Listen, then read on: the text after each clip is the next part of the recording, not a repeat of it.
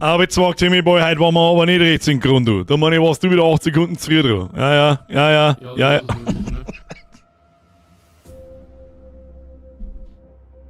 Was passiert denn eigentlich, wenn ich die ersten 10 Minuten einfach mit Kim? Machst du das dann auch im Sekundentakt, oder? Was ist denn mit euch? So, jetzt mach da mal einen Chat zu. Wann her, ich bin einmal selber jetzt da!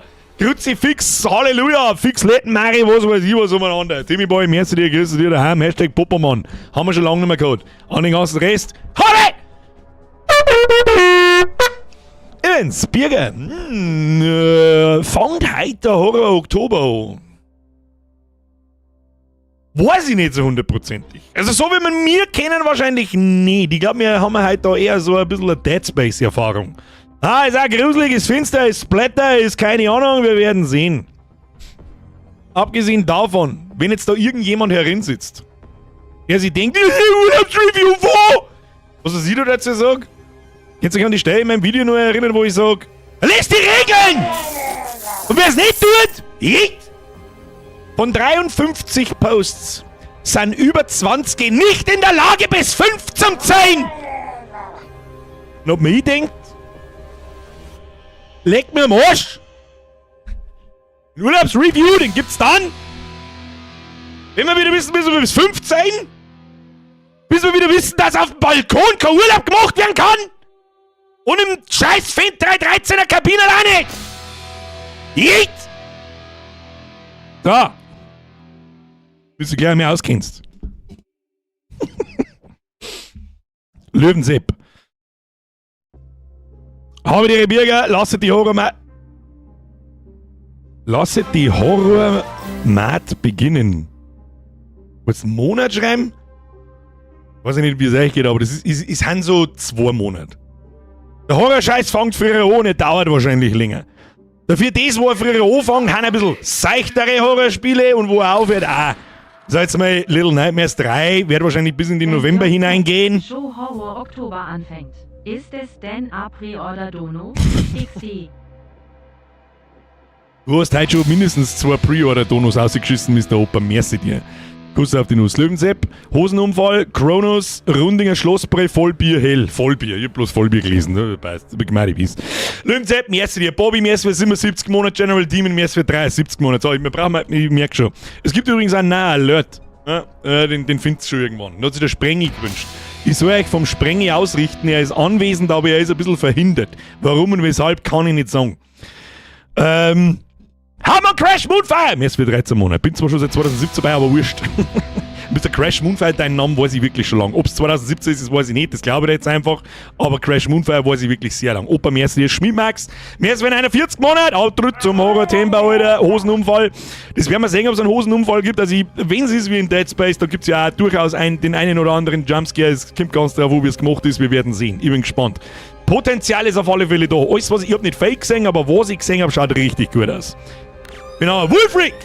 Mir ist für 44 Monate. Patient geht grübelnd durch die Flure eines Krankenhauses. Krabben, Hummer, Austern. Kommt sein Arzt vorbei und sagt, nein, Krebs, Herr Müller. Gottes Willen. Um Gottes Willen, Wolfrick, da habe ich schon besser nicht gelesen. Audi, mir ist für 39 Monate. Schmiedmax, merci dir. Ali, merci für 11 Monate. Eine ins Vieh, jawohl. Philipp der Vlogger, merci für 25 Monate. Aber dritt, Spreng ist verhindert oder behindert. Jetzt ein bisschen was von beidem. Ein bisschen was von beidem. Kuss auf die Nuss. Matthias, merci dir für 35 Monate. Servus zurück. Martin, merci für 60 Monate Arbetritt. Ein kleiner, aber feiner Hinweis. Und an alle, die vielleicht am Montag nicht da waren, die kriegt dann nicht jeder über alles mit. Ihr habt da mittlerweile im Namen drin so ein Ad vorn dran. Das ist neu. Das kann ich weder ausschalten, noch einschalten, noch irgendwas. Das ist ein Alias. Ja, da stehen gerne einmal eine Klarnamen drin, bevor sie da...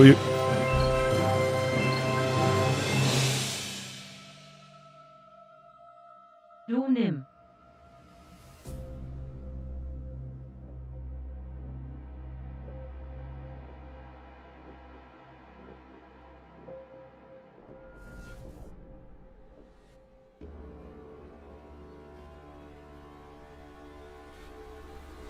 Opa! Schluss jetzt!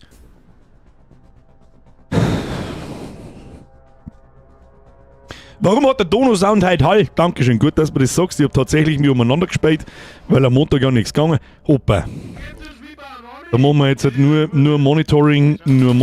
So, und jetzt sagt mir bitte, dass ihr Hintergrundmusik hört und dass ihr die Dono-Sounds hört. Wieder Scary Dünnpfiff à la Birger Totenkopf mit gekreuzten Knochen. Scary Dünnpfiff! Haufen Totenkopfknochengeist. Opa, was soll ich sagen? Ich sage schon nichts mehr. Ich hoffe, du scheißt dir in Don, das ist immer am witzigsten. Smiley mit Freudentränen, Smiley mit Da ist er. Freudentränen. Da ist er. Habt ihr gesehen? Dann hat sich der Sprenge gewünscht. Schosche! Und der good old school Vollbier Squad Mitglied Sound, Alter. Schosche!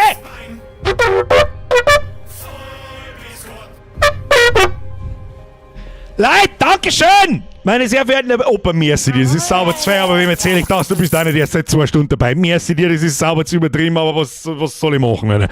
Gesichert unbequem! Merci wieder entziehen. Endlich wieder Scary Dümpfiff aller Birger! Würden Rechtsradikale sagen.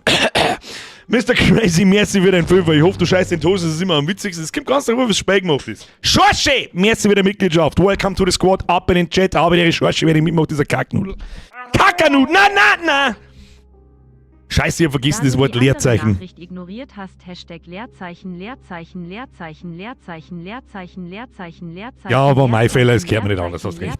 Leerzeichen, Leerzeichen, Leerzeichen, Leerzeichen, Leerzeichen, Leerzeichen. Wie lang hat die jetzt alle vorgelesen? Seit wann du jetzt den Timmy bei mir siehst? Schluss jetzt mit der Scheiße, Kruzifix!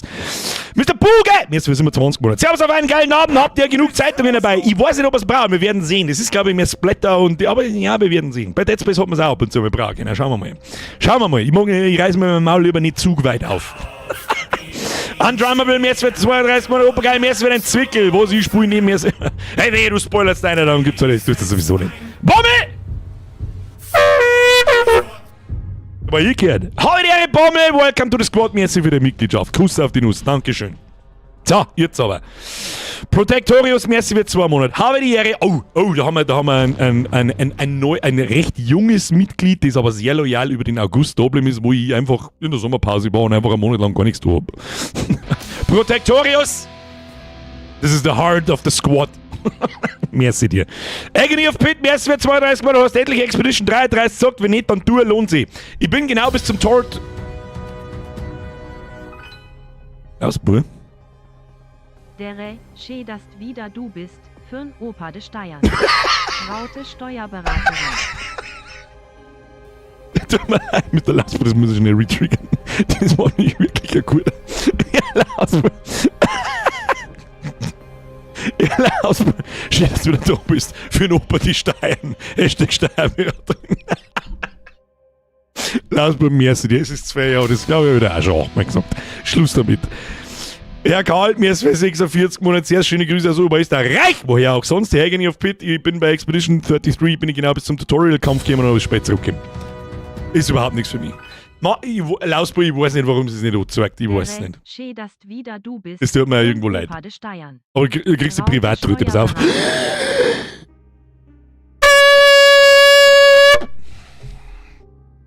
ist mal kein abgetrötet. Hashtag abgetrötet! Ab in den Chat. Wer nicht mitmacht, kriegt die Tröte in die Poperzen. So, Poperzentröte. Ich baue einen Fingerbrumsel wieder zusammen, das gehen wir auch mal. Der gechillte Merci für 79 Monate, Alter. Herr Siedler, Merci für 18. Mr. DM, Merci für 27. Bam, Grüße aus der Schweiz, das weiß ich natürlich.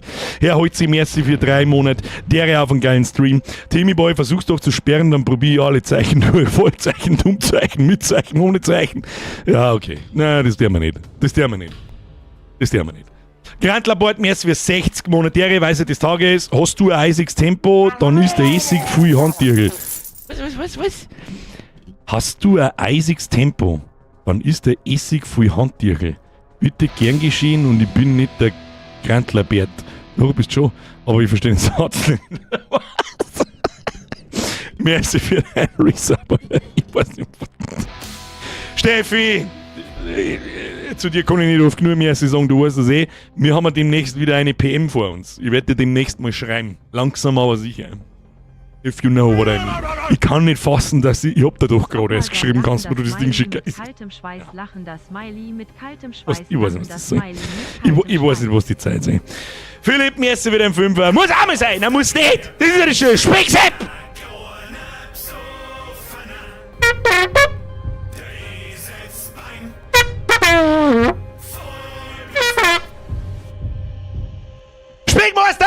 Merci für die Mitgliedschaft. Welcome to the Squad. Kuss auf die Nuss. Dankeschön.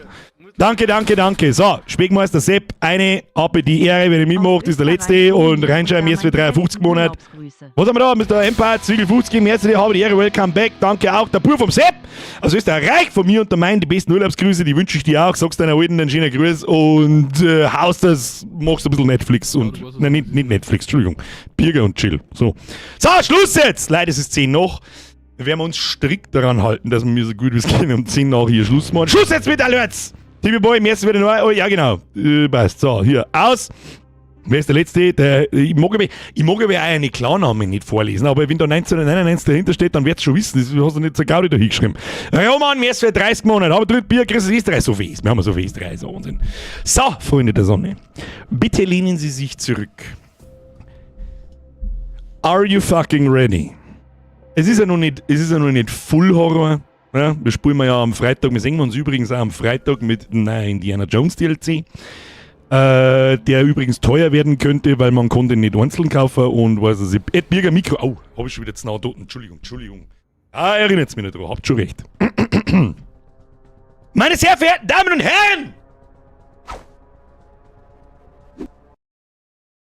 Wir starten heute slightly into the Horror Shizzle. Okay? Mit Chronos. Chronos ist alles, was ich gesehen habe, ich habe nicht viel gesehen, aber was ich gesehen habe, ist anscheinend Dead Space recht ähnlich. Es gibt eine bestimmte Art und Weise, die Viecher zum Killen und so.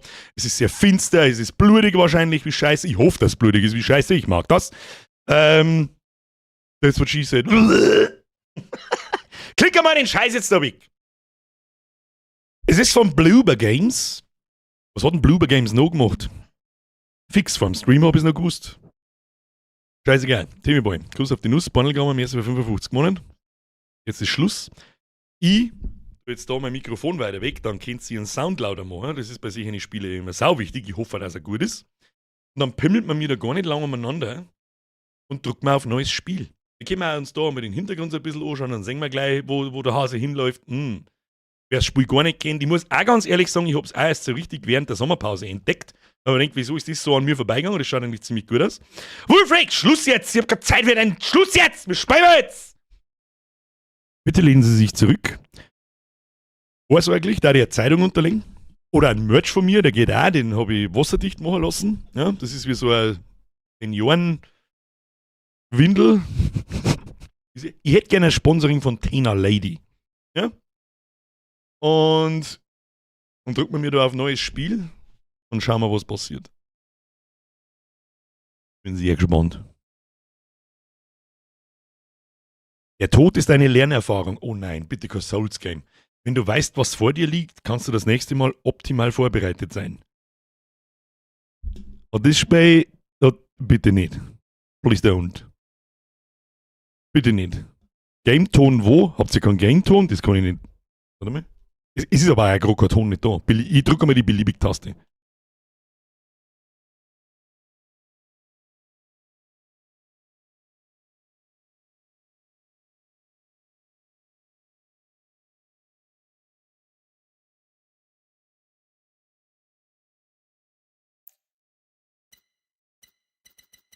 Wieso kommt der Ton aus den Boxen? Herz hier jetzt was. Sagt's mal bitte schön das, was Herz. Das ist bloß ein bisschen ein Gepiepse, aber. Was weiß ich, was die Scheiße wieder soll. Ohne Scheiß. Ton am Rechner ist das Allerschlimmste, was du mir auch da kannst. Da struggle, seitdem ich angefangen habe. Ich sag das, was es ist. Es wird ja nie anders werden. Keine Ahnung. Kein Mensch weiß, warum sie das auf Boxen umstellt da drin. Akzeptieren. Zurück. Weiter. Zuhören. And if the tools are not willing, they will be. Und bei der Stimme schon, ich sag das, was es ist. Mikro, Entschuldigung, ja, komm, los. Food.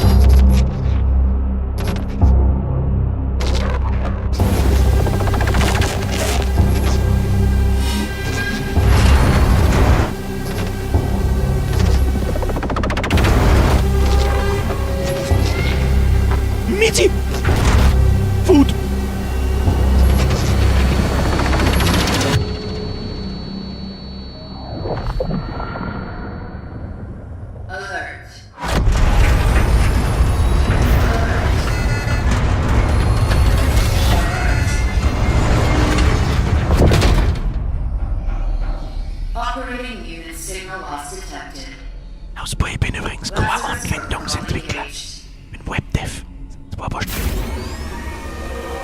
Ruhe jetzt! Welcome, traveler MD3576. Your predecessor has ceased its functioning. It's time to awaken. Commencing standard cognitive abilities 1. Focus your attention. What do you see? Ruhig, Alter! Was? Ich muss da aus... Was? Riese schlafen, Tiere kämpfend? Das schaut aus wie... Weiß ich nicht. Das gegerbte Fell von der Milka-Kuh, wenn's mich fragst. Riese schlafen, Tiere kämpfend. Ich nehme mal Tiere kämpfend. Oh, Alter, wenn du mir... Ohne Scheiß. Wenn du mir jetzt mit so einer Souls-like-Scheiße kommst, wo ich alle 5 Meter stirb und das Spiel bock schwer ist und ich mir gleichzeitig hinter jedem finsteren Ekel in die Hosen scheißen muss, Entschuldigung, dann geh ich nach Hause. Tiere, ich bin kämpfend. Animals fighting. Animals. Again. Was nochmal? Da, Schiff stinkend, also sinkend. Weiß ich nicht, schaut eher aus wie die heilige Handgranate, keine Ahnung. Felsen, Insel, Schiff, sinkend. Ja, das ist so eher Felsen. Ich bin für Felsen. Rocks. Island. Aber mir Frau? Was ist das? Das schaut aus wie ein geöffnetes, schaut aus wie ein Blutadler. Wer weiß, was ein Blutadler ist? Googelst mal Wikinger Blutadler. Großer Spaß. Feuer sich ausbreitend, Fluss rauschend. Ja, das schaut einfach eher aus wie ein geöffneter Brustkorb. Es tut mir leid. Vielleicht stimmt da irgendwas nicht mit mir, keine Ahnung. ich mach Feuer. Fire. Spreading. Phase 2. Focus your attention. What is your purpose? Butter auf Toast streichen. Oh no. Den Weg zu ebnen, sie zurückbringen. Der Kai, was denn ich? Wer bin ich? Wo bin ich? Warum bin ich? Was tue ich da? Ja, wen zurückbringen? Ich schieße alle über den Haufen, Weg ebnen, das ist gut. To pay. Mikro, Entschuldigung. The family maintains the well-being of its members and of society.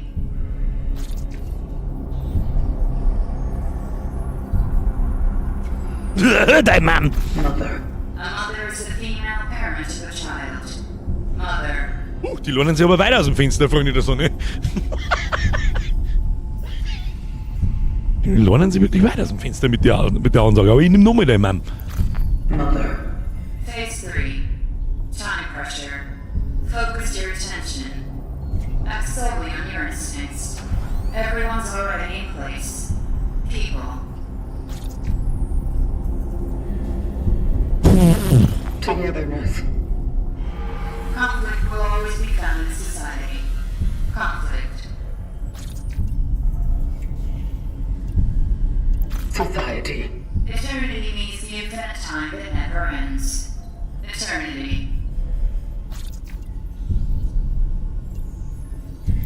Endless. Dark. Dunkel, dunkel! Dunkel. Dark. Trial completed. Ich glaube, wir haben nicht ganz sauber. Ich lohne mir jetzt mal so Fenster und sage, wir haben ein bisschen... Und wir haben ein richtig großes Ohr mit einer Food vorne drauf auf dem Kopf. Sehr geil. Your task is to find your predecessor, ND3500. What the fuck are we doing? That'll work continue. The collective grants you this relic. Bist du hin? Ist gut. It is a ship blade EPH-611. May it serve you all free. Haben wir ein Schwert dann, oder was? Ja, ich bin die Dinger die ganze Zeit schon on the cake is a lie. And all of a sudden, Bioshock. Stimmt, an Bioshock erinnert es mich die ganze Zeit. Dankeschön, Nadina. Ziemlich fancy Knarre, mag ich behaupten. Fudge. Grafik ist schon mal geil. Das ist definitiv Ingame-Grafik, kein Trailer.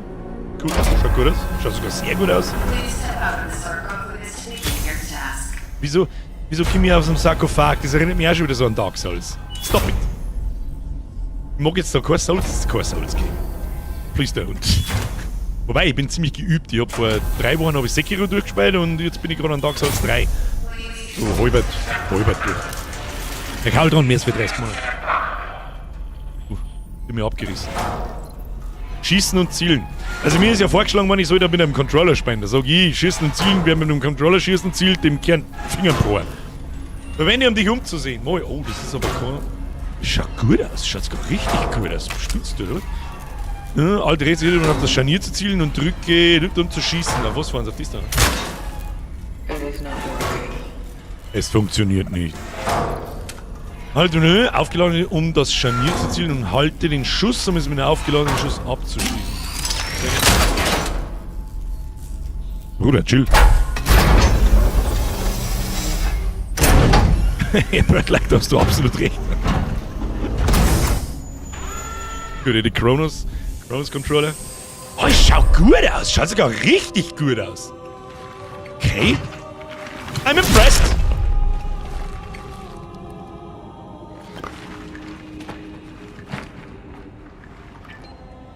Traveler ND3576 initiating the travel log.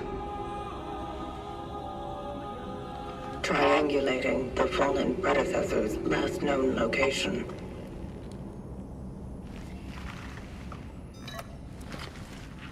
Commencing search. Willkommen bei der Berufung. Verlasse die Ref-Kapsel. Drücke C, um den Kompass anzuzeigen und das aktuelle Ziel zu sehen. Finde den Vorgänger. Gehe zum letzten bekannten Standort des Vorgängers, ND 3500. Verwende WASD zum Gehen, das war uns klar. Aber mit der Maus-Sensi müssen wir uns noch was überlegen. Das geht. Ui. Mir gefällt das Menü. Weißt du, was das Geilste ist? Irgendwie ist mir wieder dazu gekommen, mein Ersteindruck, warte, ich gehe mal auf Zeiten. Normalerweise hast du da herunten nur wie eine Lebensanzeige und lauter so ein Scheiß. Dieses HUD ist absolut leer. Ich weiß natürlich jetzt nicht, ob es so bleibt, aber wir werden sehen. So, Einstellungen. Barrierefreiheit. Machen wir irgendwas für die... Nein, sag's nicht. Steuerung, Controller-Symbole, X-Achse, Zielempfindlichkeit. Jetzt warte mal, das fühlt sich so ein bisschen schwammig an, das Zielen. Ich glaube, das ist aber... Halten, Zielen, Vibration, adaptive Bullshit, braucht kein Mensch. Hier, dann werden wir einfach ein bisschen mehr machen müssen. Machen wir mal 0,85 und 0,5, 0,70. So, ist jetzt gut an. Akzeptieren, wieder rein, raus, schauen wir mal. Oh, okay, ich habe ein bisschen gelungen. Das ist nicht ganz leer, man sieht da meine Lebensanzeige. Das klären wir dann, wenn wir herausgefunden haben, wie schnell dass wir sterben. Rechts unten haben wir... Ach so, die Anzeige kommt jetzt nicht richtig Maustastendruck. Ja, soll mal rechts sein. Wir fühlen uns wuchtig an. Grafik ist gut, gefällt mir gut. Der haben wir gleich mal einen Sprinter haben, das schaut auch gut aus. Oh, die muss ich mal die Tröte weg da, sonst kann ich mich nicht gescheit drehen. Oh, wenn ich schon wieder 2 Mauszüge brauche zum Umdrehen, das heißt nichts Gutes. So, wo sind wir? Einfach mal rein ins Viech. Da wird schon irgendwo das erste Mistvieh...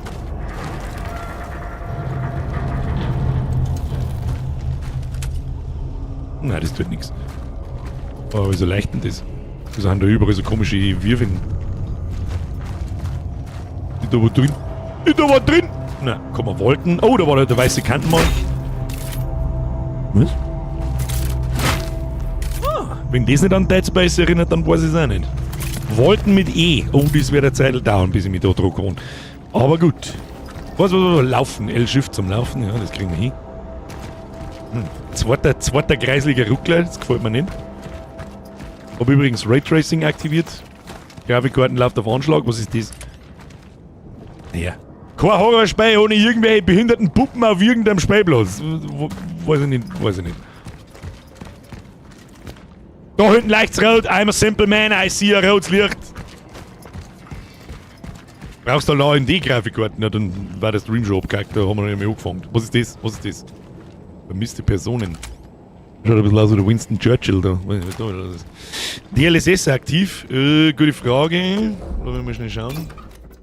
Weiß ich nicht. Eigentlich hätte ich es schon eingestellt, aber Raytracing ist an. FTP-Begrenzung lasse ich aus. Der geht nämlich bloß bis 60. Das tue ich mir nicht noch. Frame-Generierung, nö. Dynamische, nein. Ist das dynamische Auflösung? Das ist DLSS, oder? Na. Qualität. Hier voll aufdrehen. Alles voll aufdrehen! Ja, ein paar Laderuckler. Bin's nicht. Wieso kann ich nicht auf F drücken? Das kann ich akzeptieren. Heißt, was haben wir da? Opa geil, mir ist wieder ein Zwickel. Umschauen lohnt sich. Okay, ich verstehe. Das ist das einzige, wie ich mich spoilern lasse. Bin eigentlich flüssig, ich bin nämlich auf meinem zweiten Monitor schon wieder der Ruckelsepp. Frame-Generierung ist DLSS, die war auch aus. Das will ich aber auch nicht haben. Kann man da runterfallen? Nö, unsichtbare Mann. Sich umzusehen lohnt sich, sagt er. Ob es sich da jetzt schon direkt lohnt, weiß nicht, Digi. Ja. Echt jetzt? Komme ich da schon wieder nicht über die Stauern drüber? Ist das der Ernst? Kann ich es wenigstens zusammendrehen? Nein. Grafikkarten ist Auftrag, ja. Also, es fühlt sich null schwammig an. Es ist bloß, das kennt glaube ich jeder. Es ist für einen Controller gemacht, das merkst du einfach. Es ist für einen Controller gemacht und das merkst du einfach, wenn das so komisch nachzeigt. So, hier Schalter betätigen, das kann ich. Düt, Motherfucker! Es ist auch überhaupt nicht finster, wir wissen. Structure found. Proceeding inside. Komm.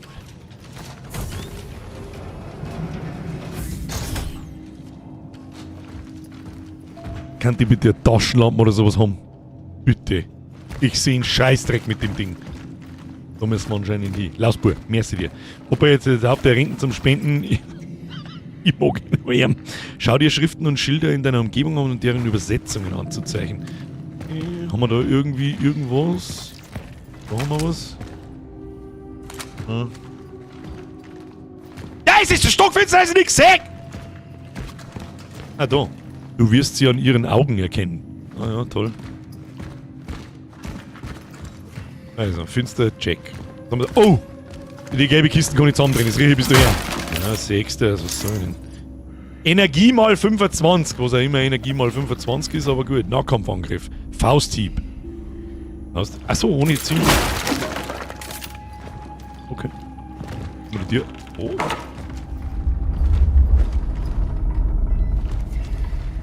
Haben wir jetzt da Lichter gegangen? Stop it. Schauen wir erst einmal noch ein bisschen rundum. Schauen wir jetzt da erst einmal ein bisschen rundum. Was schäbert da mal an die. Oh Gott, wie hab ich es vermisst! Schluss jetzt, Timmy Boy! Dieser auf der. Skadoosh. Na, jetzt hört's halt auf. Fix, wenn ich am Speien bin. Ich lese jetzt einfach nicht mehr. Ich sag nur noch, merci. Da gibt's was. Irgendwo. Oh, da ist was. Energie 50. Ich weiß noch nicht, was Energie genau ist, aber wir werden es schon noch herausfinden, fürchte ich. Ein bisschen aus dem Fenster aus. Also, Grafik ist schon mal extrem gut. Kannst du sagen, was du möchtest. Das ist halt. Ja, kannst du sagen, was du willst. Oh, gut. Gehen wir der intended way. Was ist da? Nicht öffnen. Ja, klarer Fall von erst machen, dann lesen. Oh, ist da was drin? Warne euch. Oh, da ist was drin. Was haben wir da? Die Schule ist aus, 24. November. Das schreit noch jemand gehört.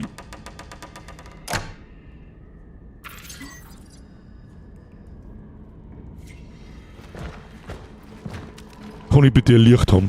Wir kommen doch da nicht mit irgendeinem... Oh oh.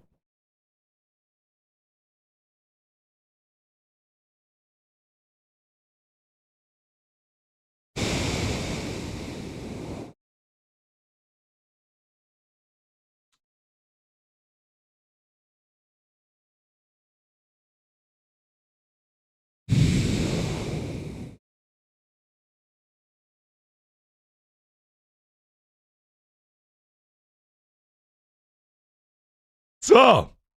Schauen wir eine Urlaubsmittel. Freeze. Abgehackt. Ja, die Scheiße jetzt noch mehr machen muss. Sag ja AMD. Ja, mit dem AMD wird später nicht mehr gestartet. Jetzt war der Computer nicht mehr aufgefahren. Kriegt jetzt noch mehr Scheiß, dann machen wir das Raytracing aus.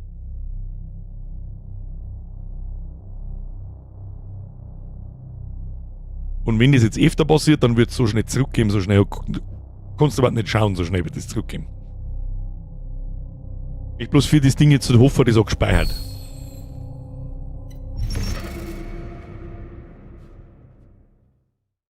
Mein PC fällt nix.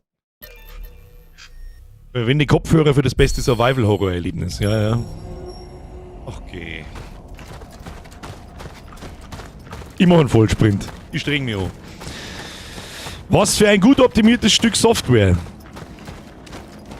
Kann ihm jeden Speier mal passieren, noch sage ich nichts. Aber wenn das nochmal passiert, dann war's es.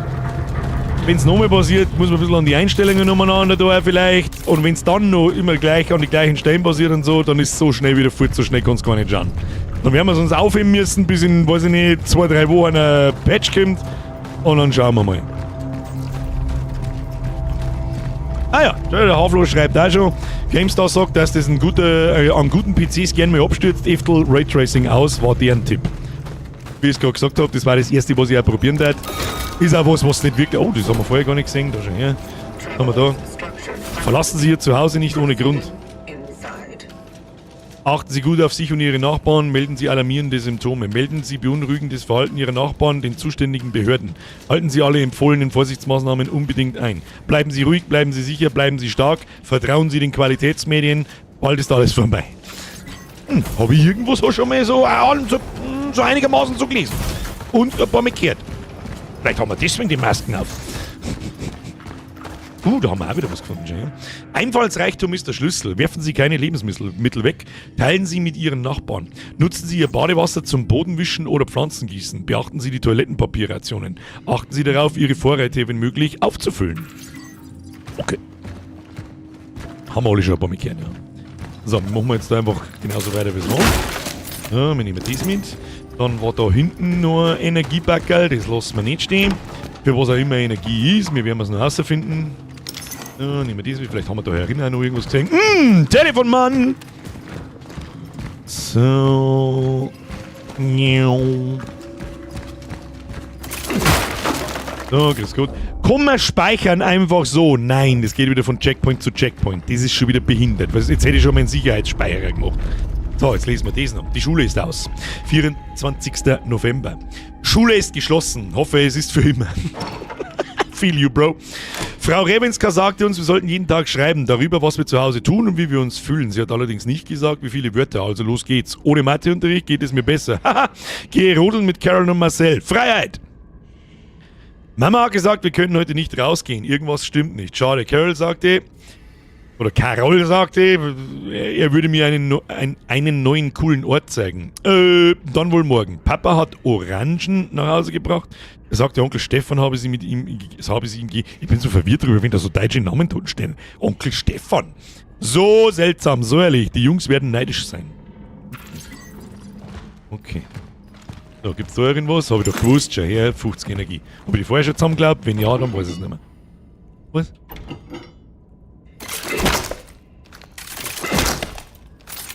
Hab ich da eine Superstar-Fist-Gitarre, wenn ich zuhöre? Ich seh's nicht gescheiter. Ja, das ist die richtige Frage, Mr. Yoda. Wo ist der Onkel Werner? Da, wo sind wir? Ah ja. Und habe ich schon verstanden. Was haben wir da? Um ein bisschen in die Lore einzutauchen, werden wir mir die ganzen Sachen auch lesen. Ich weiß ja überhaupt nicht, um was das geht. 10. Dezember, gefährliche Spiele. Diese ganze Sache mit dem Zuhausebleiben ist so ätzend. Wem sagst du das? Mama sagt, es wird ernst, weil sie Papa nicht einmal mehr zur Arbeit gehen lassen. Aber auch, wie bei uns, ja. Kann es sein, dass die Entwicklung vor 5 Jahren so angefangen hat? Habe auch ein paar Männer gesehen, die auf unserem Spielplatz seltsame Sachen gemacht haben. Was denn zum Beispiel? Analpraktiken. Jetzt ist alles ruiniert, viele Lastwagen dort und Sandsäcke. 20. Dezember. Öde, Papa krank, Mama schlecht im Schach. Wieso spät? 26. Dezember, Weihnachten vorbei. Kein Weihnachten, bis es Papa besser geht. Nachts ist etwas explodiert. Draußen liegen Leute im Schnee. Mama sagte, sie hätten gezündelt. Weiß sie nicht, wie alt ich bin? Carol war auch unter ihnen. Spielt das zufällig 2020 das Spiel? Okay, da muss ich durch. Ja, aber man muss auch da wie es Licht einer kommt und so, die Raytracing-Scheiße ist schon geil. Da kannst du sagen, was du magst. Man schaut einmal den Schatten und so weiter an. Grafik ist brutal gut. Werde ich noch ein paar Mal sagen. Also, falls ihr euch genervt fühlt, wenn ich alle 5 Minuten das gleiche sage, ist mir wurscht. Alles rot! 28. Dezember. Mama tut mir leid. Wenn wir uns im Flur treffen, lächelt sie fröhlich, aber ihre Augen sind ganz rot.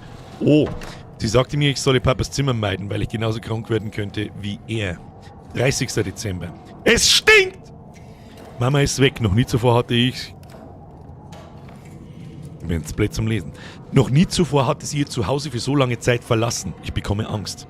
31. Dezember. Ich weiß, Mama hat gesagt, ich soll nicht in sein Zimmer gehen, aber Papa hat so starke Schmerzen. Er ruft immer wieder meinen Namen und sie ist immer noch nicht zurückgekommen. Ich muss ihm irgendwie helfen. Tja, lass mich raten. Wir finden jetzt dann gleich Mama, Papa und Kind an einem Kopf zusammengewachsen und sie wollen uns essen. Das ist jetzt mal meine Vermutung. Was haben wir da noch? Da haben wir auch noch was gefunden. Da schau her. Ein alter, rostiger Schlüssel. Da schau her. Das Spiel spielt am Abend nach Silvester in Berlin. Ja, oder am Frankfurter Hauptbahnhof. Das wundert mich jetzt direkt, dass es da dahinter nichts gibt. Dann haben wir das ein bisschen aussehen. Man sagt da immer von herin noch, das ist die Umgebung draußen und so. Ja, ist. Ah, ja gut, das wollte ich eigentlich nicht, weil mir gerade eingefallen ist, dass wir mir die Bumsbude da aufgemacht haben, aber. Oh! Okay, wenn dieses Menü einmal nicht an Resident Evil erinnert, dann weiß ich auch nicht was. Schwert MK1615, die Hauptfeuerwaffe des Reisenden. Für erhöhten Schaden und Durchschlagswirkung können Schüsse aufgeladen werden. Ein alter rostiger Schlüssel, aber wir wollen mit dem probieren. Ja, schönes Tutorial, wirst eingeführt. Die Schlüssel und Items und das Inventar und so weiter funktionieren, aber jetzt fängt es dann an, dass es mir nicht gefällt. Was ist da unten? Was ist das? Ich schieße deine hässliche Fresse, falls du irgendein Hurensohn bist. Wie kreisig, dass es auch umeinander wackelt. Ich hoffe, ich habe ein beieinander. Ich fürchte, ich habe keinen. Kann die Tier hinter mir einmal aufhören, selbstständig zu zum Gehen langsam schon wieder komplett. Und eine Taschenlampe hätte ich gern verflucht nochmal. Jetzt mal das Klump her, was ist das? Chemikalien. Chemische Verbindungen des alltäglichen Gebrauchs, geeignet für die Herstellung vieler nutzbarer Ressourcen. Stinkt nach Crafting. Sehr schön, sehr schön. Nehme. Was passiert? Inventar und Fertigung. Drücke Tab, um auf das Inventar zuzugreifen und gesammelte Materialien zum Herstellen von Gegenständen zu verwenden. Können wir schon irgendwas bauen? Ja. Hüllensiegel. Was zum Fick ist ein Hüllensiegel? Klein. Hersteller. Oh, da können wir aber bloß 3. Das ist begrenzt. 3 von 3 Chemikalien. Was auch immer das ist. Schaut mir nach Metallschrott oder so. Das ist unsere Energie. Ich habe das Spiel übrigens vorbestellt. Da war der Medium übrigens auch dabei. Das was auch ein nettes Horrorspiel sein könnte. Das können wir vielleicht ja auch mal auspacken. Das wollten wir letztes Jahr schon tun. Hüllensiegel. Eine Injektionsvorrichtung mit einer Flüssigkeit, die die Temporalhülle vor Perforation bewahrt. Deutsche Sprache, beste Sprache. Stellt einen kleinen Teil der Integrität wieder her. Schreibe einfach Leben! Ja, anscheinend stellen wir mir das jetzt mal her. Pistolenmunition, da brauchen wir 3 Stück. Munition für Handfeuerwaffen. Oh je, wenn man da über mit dem Crafting-Ding umeinander pimmeln muss. Ja, es ist jetzt so ein bisschen, das Menü erinnert mich ein bisschen an The Last of Us. Das sagt der Lausbur absolut richtig. Das da erinnert mich ein bisschen sehr an Resident Evil und ist auch schon so konzipiert, dass das wahrscheinlich vergrößert werden kann mit der Zeit. Aber wir bauen uns jetzt einmal so ein Hüllensiegel, das ist Heilung. Achievement. Ressourcen sind knapp, stelle einen Gegenstand her. Wie nimmt man das Ding? Kann man das irgendwie auf einen Shortcut legen oder so? E verwenden, Q löschen. Man kann nicht auf Pause drücken übrigens. Das Spiel läuft da hinten im Hintergrund umeinander. Das ist aber sehr unangenehm. Tab schließen. So, sag mal bitte, wie ich mich heil. Hüllensiegel klein. Drück auf 2. 1 ist meine Waffen. 2, wie tut man... Nein, das sind die Dateien, Inventar. Kann ich das irgendwie... Na, da ist ein bisschen von alles dabei. Ja, also ich meine, die Spiele dürfen sich ja ruhig an andere Spiele orientieren. Das ist im Grunde ja nichts Schlechtes. Wir haben 137 Meter in Richtung Ring. Ich finde auf alle Fälle absolut geil, dass das HUD komplett weg ist. Ich habe nicht permanent irgendeinen behinderten Questmarker irgendwo, ich habe nix. Das ist absolut geil. Sowas zirkt dir einfach 25 Mal besser. Nahkampfangriff, wenn ich den Angriff, um Feinde anzugreifen oder bestimmte Objekte zu zerstören. Fausthieb. Dann haben wir die Energie, für was auch immer die Energie ist, aber ich schätze mal, um unseren Anzug auszubauen oder irgend sowas, wir werden sehen. So, jetzt pümmelt man da ein wenig umeinander.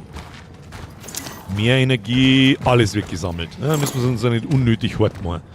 Das ist ein, können wir da irgendwas, kann man sonst mit Sachen interagieren? Nö. Und so heilen mit Energie vielleicht, glaube ich nicht. Ich glaube eher, das ist sowas wie XP. Das ist jetzt meine erste Schätzung, aber das wird uns wahrscheinlich schon noch zeigen. Und was wir sofort außerfinden werden, ist, wie stark der Nahkampfangriff ist, weil wenn wir mir mit 6 Schuss umeinander laufen... Ah, fuck off. Oder ist schon wieder irgendein Leutnant erwähnt oder was weiß ich, was da los ist. Was tun da so Gackin? Was kack mich auch nicht um mit deiner Scheißleben. Looten und bluten. Mike, du hast absolut recht. Ich hoffe so sehr, dass die Story cool ist. Weil wenn das ein gut Spiel ist, dann wird das selbstverständlich durchgespielt, aber das ist ein bisschen finster ist. Ich mache nicht so viel! Irgendwie habe ich aber auch keinen Bock auf die scheiß Taschenlampen, weil die macht eigentlich alles nur das Schlimme. So sehe ich wenigstens. Das ist die scheiß Puppen, die wir vor oben schon gesehen haben. Ja, das sagt mein geschultes Auge, sagt das natürlich. Aber irgendwas grunzt. Du Arsch. Misthuren. Ja, man kann nicht lange mal anhammern. Saure Schäden kannst haben! So, was gibt's da? Gibt's da was? Nein, da gibt's nicht. Das durchtreten? Nein, das kann man nicht durchtreten.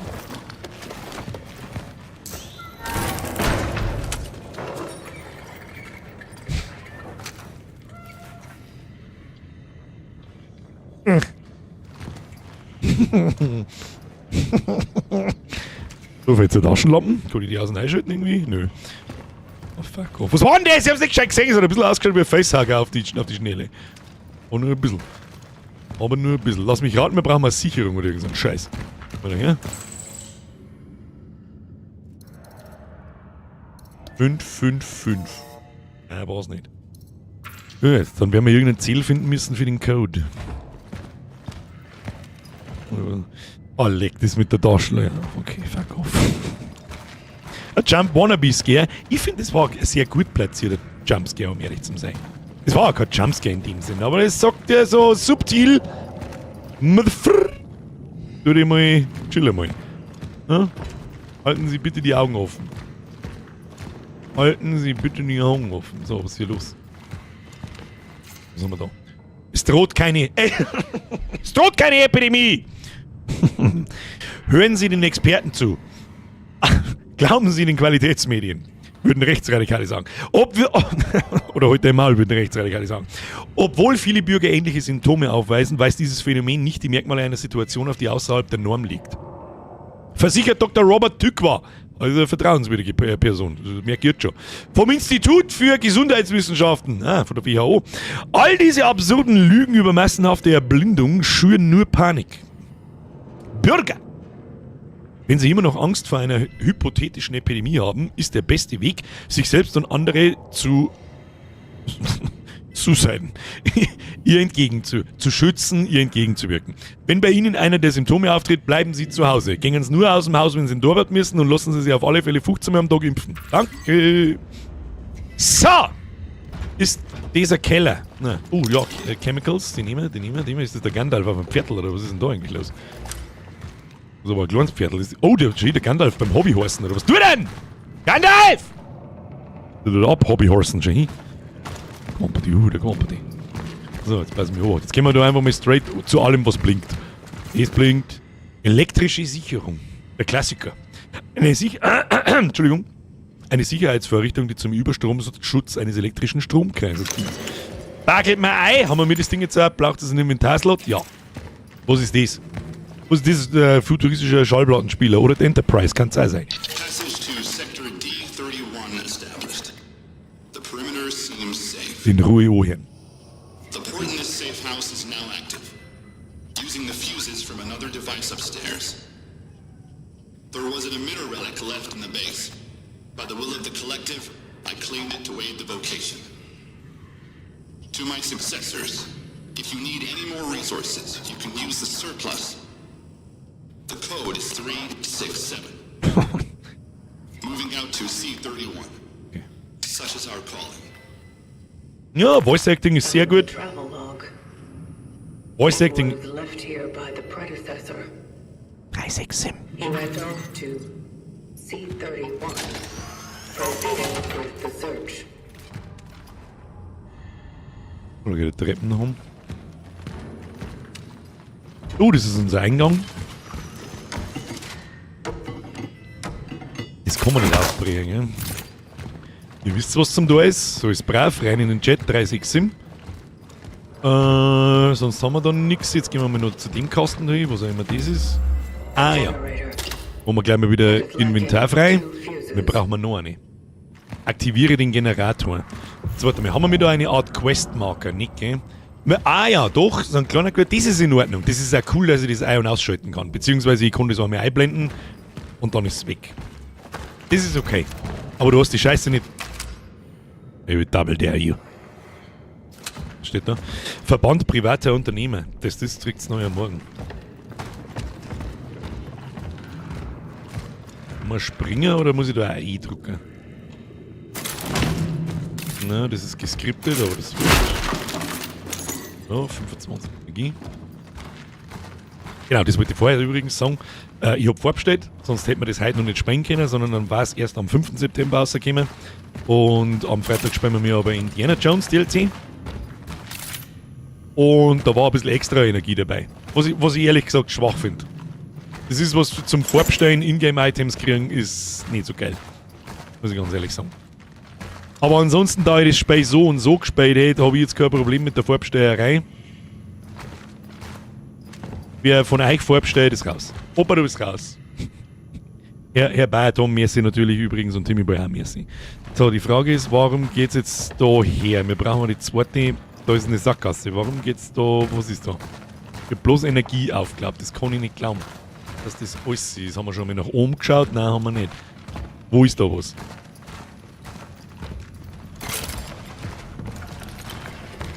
Ich habe das dumpfe Gefühl, dass man. Was? Wo? Ab! Irgendjemand was gesehen? Ich hab nichts gesehen. Fällt euch auf, jedes Telefon ist nicht aufgelegt. Klar, Mizi richtig gut aufpasst. Da hast du absolut recht. Richtig gut aufpasst.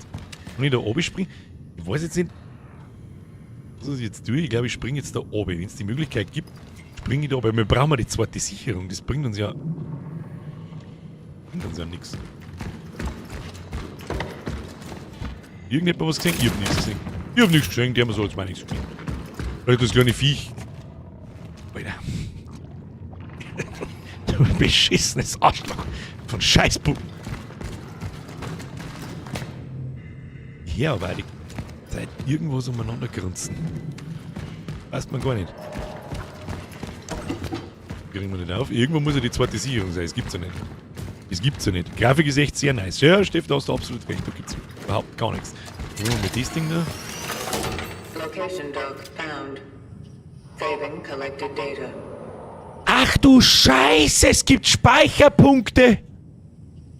Kostet das was oder so wie Ink Ribbons? Oh! Okay. Ja, das lasse ich mir natürlich eingehen. Das glaube ich, wenn ich mich recht... Ich weiß nicht mehr, ob es in Dead Space auch so war. Ich weiß es nicht mehr. Aber in Resident Evil ist es natürlich gang und gäbe. Oh, der dicke Scheißgeräusche im Raum ist schon wieder fertig und das müssen wir uns erstmal wieder gewohnen. So, wo gehört jetzt die... Die Mistviech ist vorher da auch mal angelaufen, gell? Da durch den Schlitz durch. Arschloch. So, 30 Sim war es, glaube ich. Jetzt steht sie gerade da. Opa! Frage an Opa. Hast du denselben Code gehabt oder ist der von Durchlauf zu Durchlauf gleich? Nico, merci für 58 Monate übrigens. Derek Birger, wie war der Urlaub? Bitoppi, schaust du am Montag in den Stream noch. Finde ich gut, dass das dann dort steht. Das ist was, dann müssen wir es uns nicht merken. Das ist wirklich gut. Aber mich würde jetzt interessieren, ob der Opa denselben Code gehabt hat wie ich da. Oder ob er von Durchlauf zu Durchlauf random ist. Weil ich glaube, dass das nicht so schwarz am Mocher war und das ist in keinem Spiel oder so. Oh je, wenn da wieder so viel Munition umeinander liegt, Pistolenmunition für Handfeuerwaffe, ja sammeln. Wieso muss ich da 2 mit drauf? Da bist du besoffen. Oh, das heißt nichts Gutes. Kinder, wenn da Munition und Heilung umeinander liegt, das heißt nichts Gutes. Das wissen wir alle, wenn wir da sind. Hast du denselben Code gehabt oder ist der gleich? Ja, Fresh Mark, hast recht. Hast recht, ich bin der Tipp. Wussten Sie schon, Zusammengehörigkeit ist Stärke. Apes together. Strong. Dass Produkte auch nach Ablauf des Verfallsdatums noch gut sein können. Dass ein einziger Teebeutel bis zu 6 Mal verwendet werden kann. Das hat mir der Justin 2016 gezeigt, wie ich das letzte Mal in Call of Duty erschossen worden bin. Dass man allein aus Mehl und Wasser Dutzende nahrhafte Mahlzeiten zubereiten kann. Dass man für eine gesunde Ernährung kein Fleisch zu sich nehmen muss. Dies heute für ein Gerücht. Denken Sie nicht ich, denken Sie wir. Gemeinsam werden wir es schaffen. Bürgermeister von Neuer Morgen, Kamerad Zenon Kmitsch, oder was weiß ich, wie man es ausspricht. Einfach die Geschichte vom Teebeil. Mit ihm los. So, gibt es da noch irgendwas zum Looten, weil ich jetzt das Gefühl habe, jetzt gibt es einen Stress. Da liegt auch so viel Energie umeinander. Das hätte ich noch gerne erklärt gekriegt, was die Energie so tut. So. Ah, Tieren mache ich aber ganz gerne auf. So, grüß Gott beieinander. Was ist da los? Was ist da los? Achso, da haben wir wieder da. Ja, ich brauche eine Sicherung, Kinder! Was war das?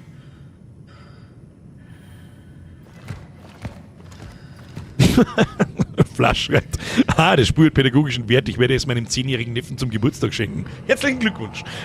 Kindheitstrauma unlocked. So, wir brauchen immer noch die zweite Sicherung, die, wo ich jetzt eigentlich gehofft hätte, die war da herin. Haben wir irgendwie Schubladen aufmachen oder so? Nicht, gell? Macht nicht den Anschein. So, die Frage ist, was mache ich hier? Da ist noch was, haben wir das schon gelesen? Bleiben Sie zu Hause, ist Druck keine Epidemie, ja, haben wir schon. Phänomenal, mir ist wieder ein 5er Bierger, ich entschuldige mich für die Verspätung, ist akzeptiert. Bin bis jetzt in der Hocken gewesen, das ist das letzte natürlich. Habt ihr heute eigentlich schon mal... Merci dir. Schön, dass es Oberösterreich war, der Hosenunfall. Let's go! Bis jetzt war der Hosenunfall noch recht gering, aber ich habe trotzdem ein bisschen Respekt vor dem Spiel. Ich habe nämlich, glaube ich, kein Einbeieinander. Schluss jetzt, Trappy. Nebeneinander habe ich die erst für 13 Monate. Schluss jetzt mit meinen Sappen und Donaten. Mach bloß die Atmosphäre des Spiels kaputt. Kann man da irgendwie drüber wollten? Auch nicht. Also Treppen auf und rechts. Gromi, das hört sich gut an. Fahren wir mal. Her auf euch. Treppen auf und rechts. Aber da geht's auf rechts gar nicht. Da gibt's doch nix. Da gibt ja nix. Da gibt's auch nix. Da waren wir schon drin. Treppen auf und rechts. Ja, wieder das Telefon, das ist der Miese. Hätte ich gemeint, sagt er. Nein, da geht's nicht weiter. Da gibt's nix. Scheitert man schon am Tutorial? Kannst du Alerts ausmachen? Nein. Niemand. Ich hab noch nie Alerts ausgemacht. Das machen wir nicht. Kein Streamer der Welt macht seine Alerts aus. Springen wir mal da oben und schauen wir, was passiert. Ich war gerade fest davon überzeugt, dass wir, wenn wir da oben springen, in demselben Raum da vorne sind, wo wir auf... Habe ich mich vertan. Habe ich mich vertan? Haben wir schon weiter. Haben wir schon. So, warte mal, wie viele Kugeln haben wir? 6 plus 2. Jetzt warte mal, wenn ich auf R drücke, na, 6 gingen maximal rein. Wow, du Hurenkind, du Futzklops.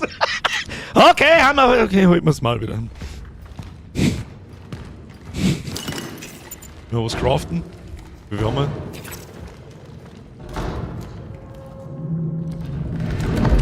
Oh, wo ist denn Boden? Wo denn? Da ist ein Hirnbrei, ein paar Athleten an der Wand drauf. Wo schäber, warum haben wir so viele Uhren? Ich brauche sie. Warum? Why? Oh, why? Opa, merci, ist Schluss jetzt mit Donations. Geht's halt die anderen Leute nicht auf den Sack. Merkt es selber nicht. Merkt es selber wieder nicht. Oh, leck, du Wurf! Erstmal vor dem... Ja, was? Was? Jawohl, hallo, da geht Ausweicher oder irgendwas! Ah! Na komm! Bruder! Bist du aus Gluseisen? Du bist das erste Mistvieh, wo du... Ja, sag mal! Alter, das wird...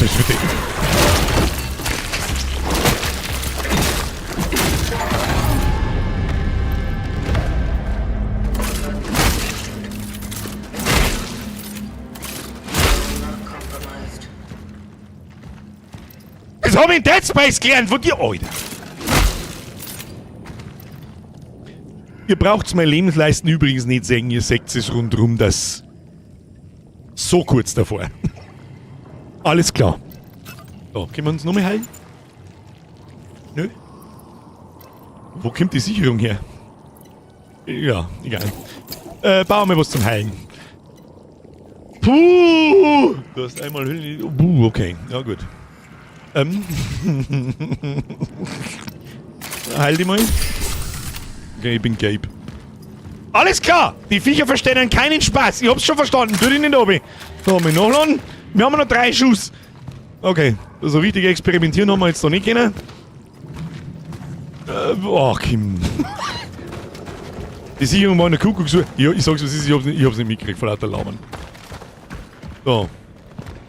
Wir haben 3 Schuss von 8. Man braucht ein aufgeladener Schuss mehr Munition als 1. Hey, jetzt hört jetzt auf, Kruzifix, Simon, merci dir. Grüß aus Minge. Schluss jetzt damit.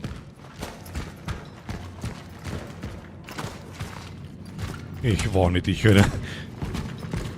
Soll ich doch das Schweiß? Ja, da habe ich aber auch gar nichts dagegen. Also, ich gebe halt nicht so ein Tipp vor, aber das ist mir wurscht. So, eine mit der Sicherung. Finde den Vorgänger, aktiviere den Generator. So. No.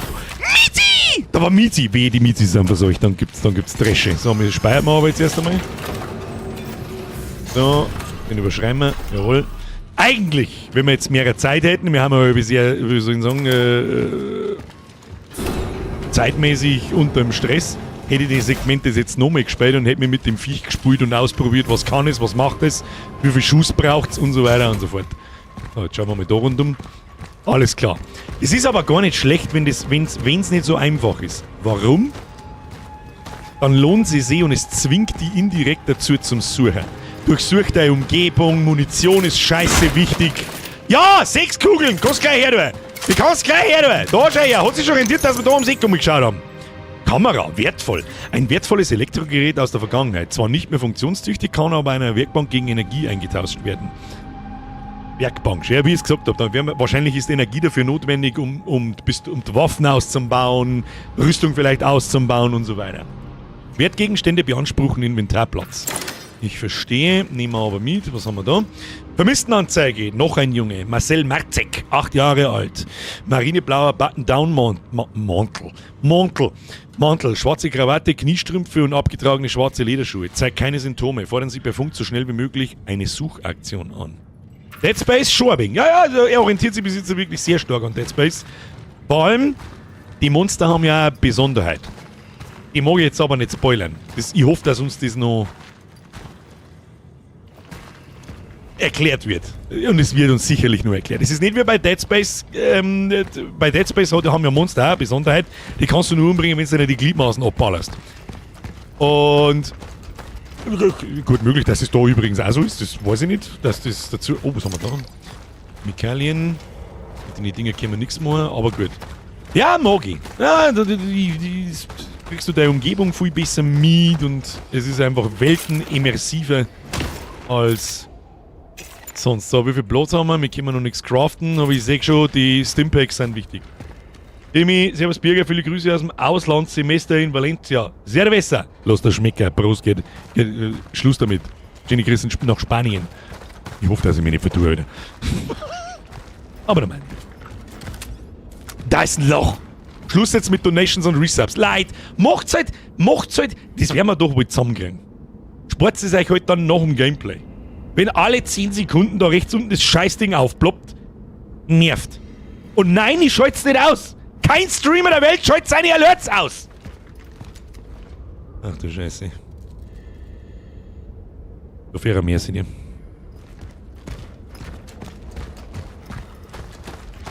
Gehen wir erst da lang. Da war ich dachte, da war ein schmaler Weg. Nein, da war kein schmaler Weg. Na gut.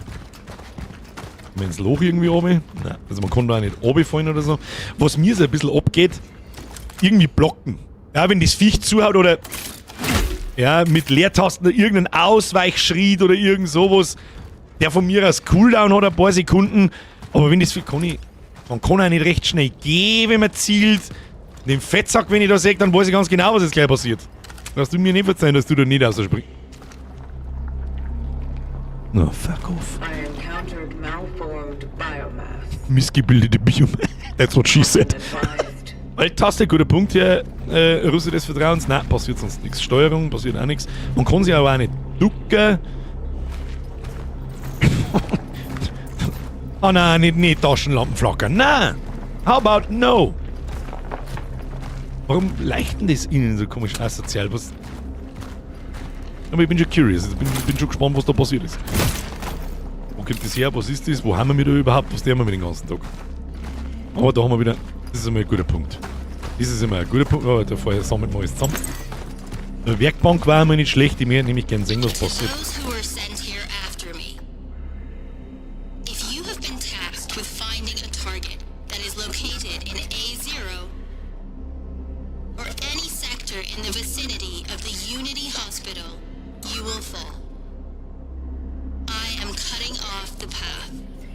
The chances of traversing it are close to 0.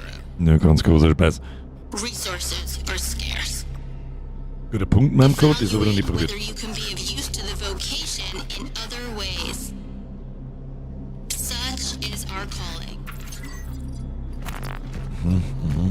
Das klingt nicht sehr vielversprechend. Und nicht sehr schön. Oh! Das ist nicht... Ach so! Das ist nicht immer ein Speicherpunkt, sondern das ist auch manchmal einfach eine Lootbox. Na gut. Naja gut, aber was tun wir mit dem Ding? Was soll ich jetzt da machen? Ah. Okay. Leveldesign gefällt mir schon mal gut. Einstieg ist gut gemacht. So, kommt da ein Hurenbatzen raus oder nicht? Ja, natürlich. Du kannst gleich liegen bleiben. Zum Zielen gedrückt halten, halt. So. Und der haben wir gar nicht lange miteinander, der wird sofort drauf rumdrehen. Wir wissen nicht warum, aber wir zerteilen, wir sind 1000 Stickerl. Schluss! Schluss! So, was war jetzt das? Der Kopf hat zumindest rot gleich. Die zielen so gut wie ich kann auf den Kopf. Aber das Zielen ist auch gar nicht so leicht. Das wackelt ganz schön umeinander. Das zum Ruhighalten ist gar nicht so einfach. Der, oh ja, der ist frisch geil geworden. Ja. Ja, gehen wir mal. Wenn wir warten, ob da noch ein paar mehr Kaibe rauskommen. Hat man mal hast einen Strick dabei. Da hat ein Widerhaken drin. Ich weiß gar nicht, wie der da rausfällt. Kann er da gar nicht rausfallen. So, gleich mal nachladen. Jetzt habe ich wieder nicht aufgepasst. Braucht jetzt das Ding mehrere Schuss oder nicht? Nicht, gell? Das hat jetzt, ich habe zweimal einen Aufgeladener geschossen und einmal. Aber ist schon geil gemacht bis jetzt. Macht Bock. Macht Bock. Das ist so. Da haben wir schon. Können wir was craften. Wir haben kein Heilpot mehr. Dann kannst du gleich mal einen Herder. Sind wir gar nicht lang umeinander. Inventarmanagement. Wichtiger Punkt bei solchen Spielen. Schauen wir mal. Schnell. Schnell. Stelle schnell Munition für die aktuell ausgerüstete. Wir können das nochmal anschauen.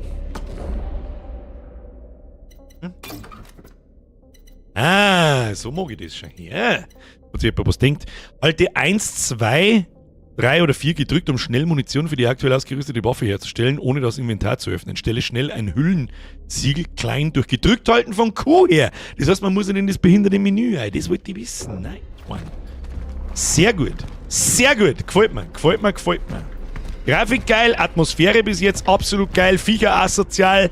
Müssen wir bloß noch ein paar Gameplay-Mechanics lernen, ob aus so einem Scheiß da irgendein Scheiß rauskommt. Lauter Barzletten sieht man, oder? Der Hirnbrei Barzletten ist strong in this one. Schau mal. Das ist auch schön, dass sich das rentiert, dass man die Sachen anschaut. Gezähmtes Chaos. Bald wird alles wieder normal. In seiner letzten Proklamation versicherte General irgendwas unserer Nation, dass die Krise, von der die meisten polnischen Städte, wir haben in Polen, von der die meisten polnischen Städte betroffen sind, unter Kontrolle gebracht werden sei. Das Verteidigungsministerium hat eine landesweite Stabilisierungsoperation erfolgreich abgeschlossen und dank seiner raschen Reaktion konnte die Ausbreitung des ausländischen Virus gestoppt werden. Das war der Chines. Der Wuhan hat wieder einen ausgelassen, du. General, mein Gott, haben wir Polen da? Ich brauche einen Polen des Vertrauens jetzt. Hallo! Piotr, wo? Kurwa, so ist was ich kann. Und Bober. General Jaruzelski, keine Ahnung, Jaru, ich nenne ihn Jaru. General Jaru fordert die Bewohner der unter Quarantäne stehenden Städte dazu auf, stark zu bleiben und sich an die Beschränkungen zu halten. Darüber hinaus kündigte er Pläne zur Einrichtung einer Fachkommission an, um den Ursprung dieser allgegenwärtigen ausländischen Krankheit zu ermitteln. Aha! Boberletten! Oh, ist da was? Ich brauche Loot, ich brauche auf alle Fälle mehr Loot, mir darf man keinen Loot. Oh, falsche Taste, Entschuldigung. Oh no! No, wo?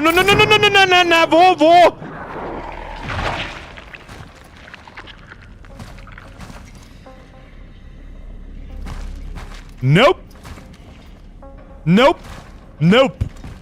Das ist klar!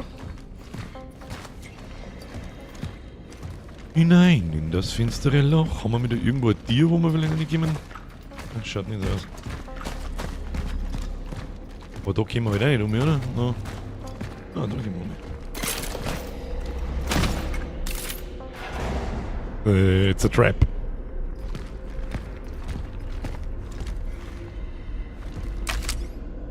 It's a trap.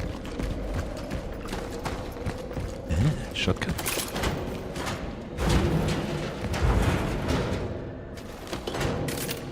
Ich hätte sogar einen Speicherpunkt. Ich habe irgendwie nämlich ein ganz furchtbar schlechtes Gefühl. In Hose, aber was wir noch machen könnten, ist, wir können uns einmal heilen. Wir sollten auch noch herausfinden, ob sich das jetzt rentiert hat oder nicht. Ich habe das Gefühl, ich halte 3 Schläge aus, dann bin ich tot. Und das sind nur anfangs Pimmelviecher wahrscheinlich. Ich mag es überhaupt nicht wissen, um ehrlich zu sein. Was da? Irgendwas schreit schon wieder umeinander, halt einmal, da ist Energie, das ist nicht. Schreibtisch schauen wir natürlich auch hinein. Alles können wir brauchen. Oh, war ein kleines Speichersymbol. Für was gibt es dann die Speicherpunkte? Das verstehe ich nicht ganz, aber gut. The orphans grow even stronger as they merge. Efficiency discipline is recommended. It is highly recommended to proceed with caution.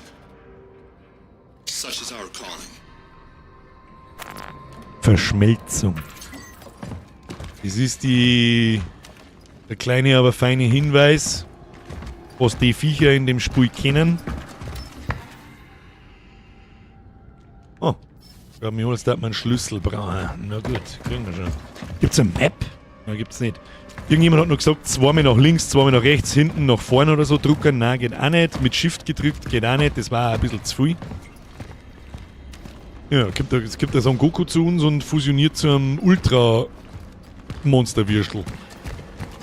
Arbeiter des Stahlwerks neu am Morgen gemeinsam für eine bessere Zukunft.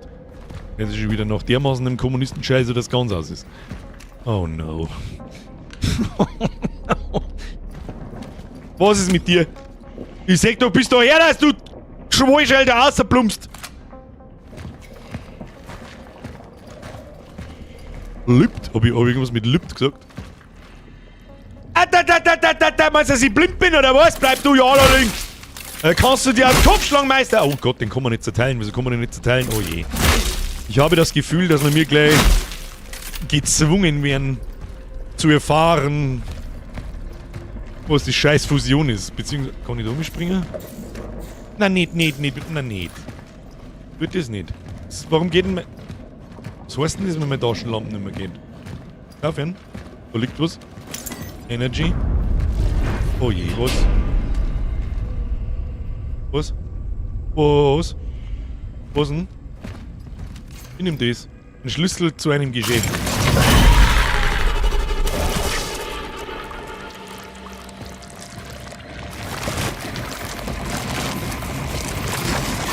Oh, fuck. Oh, das ist wohl. Wow!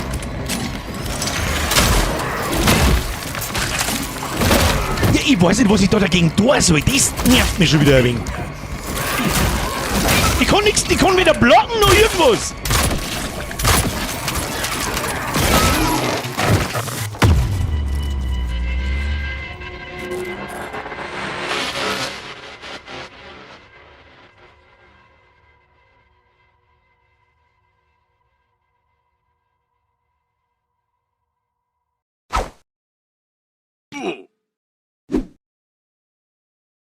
Ich weiß nicht, warum der Topf nicht angezeigt wird. Warte mal. Warum geht denn der Topf nicht mehr? Ich hab nix da damit. Sagen euch. 556. Abgesehen davon. Brother!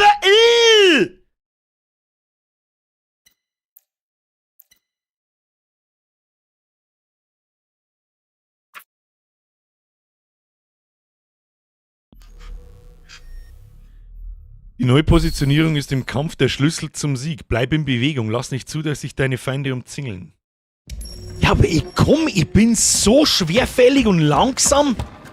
Ja gut, das müssten wir, da werden wir jetzt noch ein paar Depp reinhauen müssen, weil ich wissen möchte, wie man den Mistviecher auskommt. Sobald ich nämlich da anziehe, es ist alles so träge. Ich kann mich dann nicht rühren. Soll ich nach jedem Schuss irgendwo in der Wegschicht umeinander laufen oder was? Da gibt es im Tutorial-Menü was mit Nahkampf. Das schauen wir uns jetzt auch noch schnell, oder? Da hast du absolut recht, aber ich glaube, das ist bloß der Nahkampfangriff. Das ist einfach bloß ohne Anlegen, dann hau ich auch mit zu. Und nur mit aufgeladenen Schuss umeinander schießen. Alles andere ist ein totaler Kalter. So, das machen wir jetzt so. Das machen wir so. Vor allem, die fangen ja sofort das Rasen an, die Wichser. Ja, mehr da. Kommen Sie mal zu mir.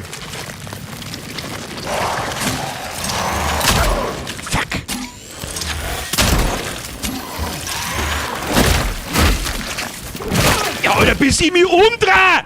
Dann haut er mir einfach... Ah!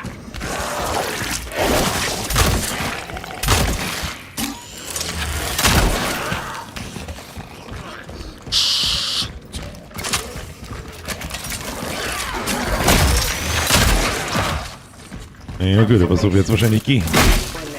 Getötete Feinde können von lebenden Feinden verzehrt werden, wodurch sie stärker werden und schwerer zu töten sind.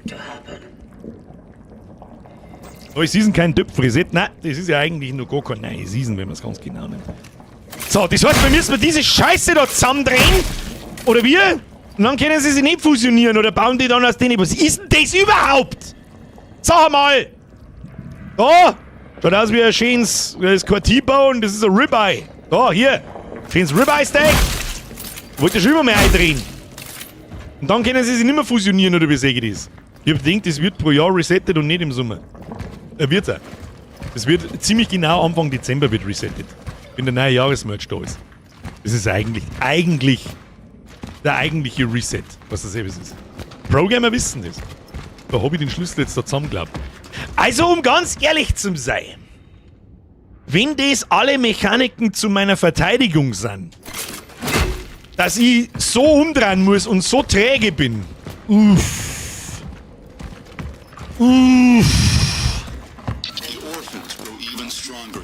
Das haben wir uns schon gehört, aber so wurscht. Und so gehe Bürger, da liegen weiße Hodern über die Tische zum schneller wegkommen. Das habe ich vorher probiert, da bin ich. Das probieren wir jetzt mit dem Easy, da hast du recht. Da bin ich aber vorher schon hingegangen. Und hab probiert, ob ich da drüber kann. Und der. Ah, so. Kann ich nur von der anderen Seite, nur mit mich sagen. Nein. Nein. Also, ja, also da liegt dann noch mein Hirnbrei bei als letzten Letten, aber ja. Das ist aber das Wurstgulasch. Ribeye geschnetzeltes. Ne? Ja, aber mal schauen. Wir haben ja immer noch ganz am Anfang, mal schauen, wie sich das entwickelt. Aber so bis jetzt finde ich, der Kampf ist nicht sonderlich fair, sag ich jetzt einfach einmal. Ich bin dermaßen träge und keine Ahnung, ich muss schießen und dann, ich drücke halt immer instinktiv auf Leertasten, weil ich mich irgendwie wegrollen will oder sonst irgendwas. Was auch immer das.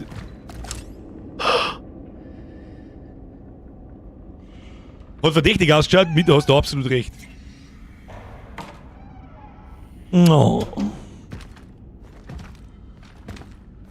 Schießt man natürlich nicht auf die Miezi, außer aus der wird jetzt gleich ein riesengroßer asozialer Fleischbatzen.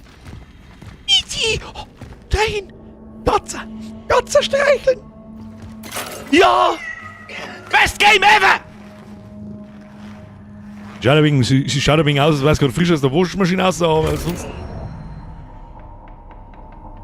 Was war denn das jetzt? Ob man die Katze jetzt was droppt oder was? Fix, weil ich über den Chat reinscheinen muss. Ja, du, ich heil mir jetzt mal. So, was drin? So in Munition, 3 Schuss. Okay. Oh nein, nicht wieder ruckeln. Nicht ruckeln, komm. Schluss mit ruckeln. Oh, das schaut großzügig aus und pfui mit so Balken zum Rundrumlaufen und jeder, der schon mal ein Gespräch gespielt hat, der weiß, was das heißt. Aber da schaut's doch gut aus für mich. Was haben wir da? Na, speichern wir dann. Was haben wir da drin? Erstmal rein... Oh, was ist das? Kern! Mit Kernen können an einer Werkbank spezielle Verbesserungen für die Ausrüstung der Reisenden freigeschaltet werden. Das wird jetzt ganz wichtig.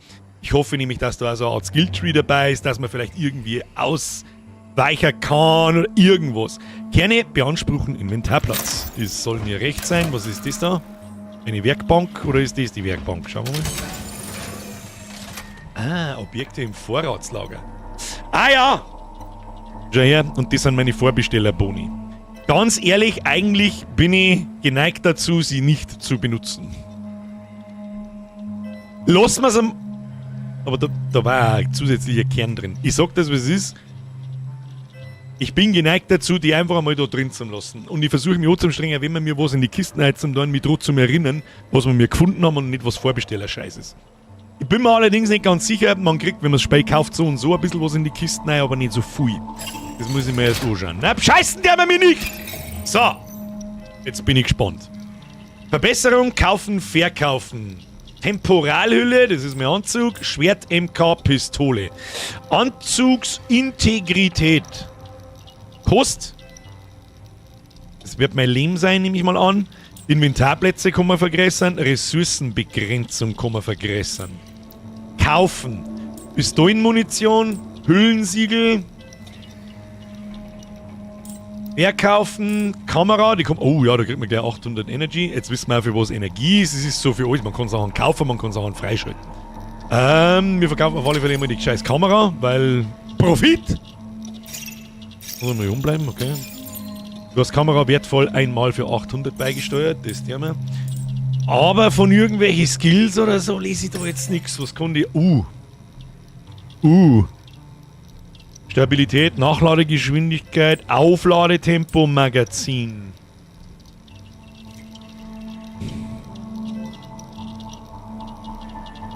Feuerkraft, das sind ungefähr 10-15%. Ja. Geht sich das ungefähr hin? Magazin-Upgrade wäre gut, ja.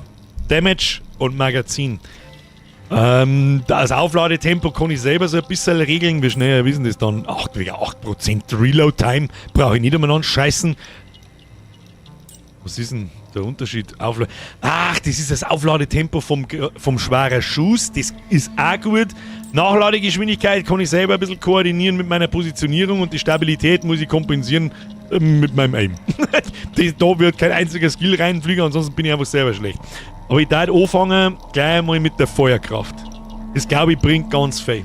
Wenn wir nämlich dann bloß einen Schuss weniger brauchen für so ein Mistviech, hat sie sich schon rentiert und 3000 Mal auszahlt.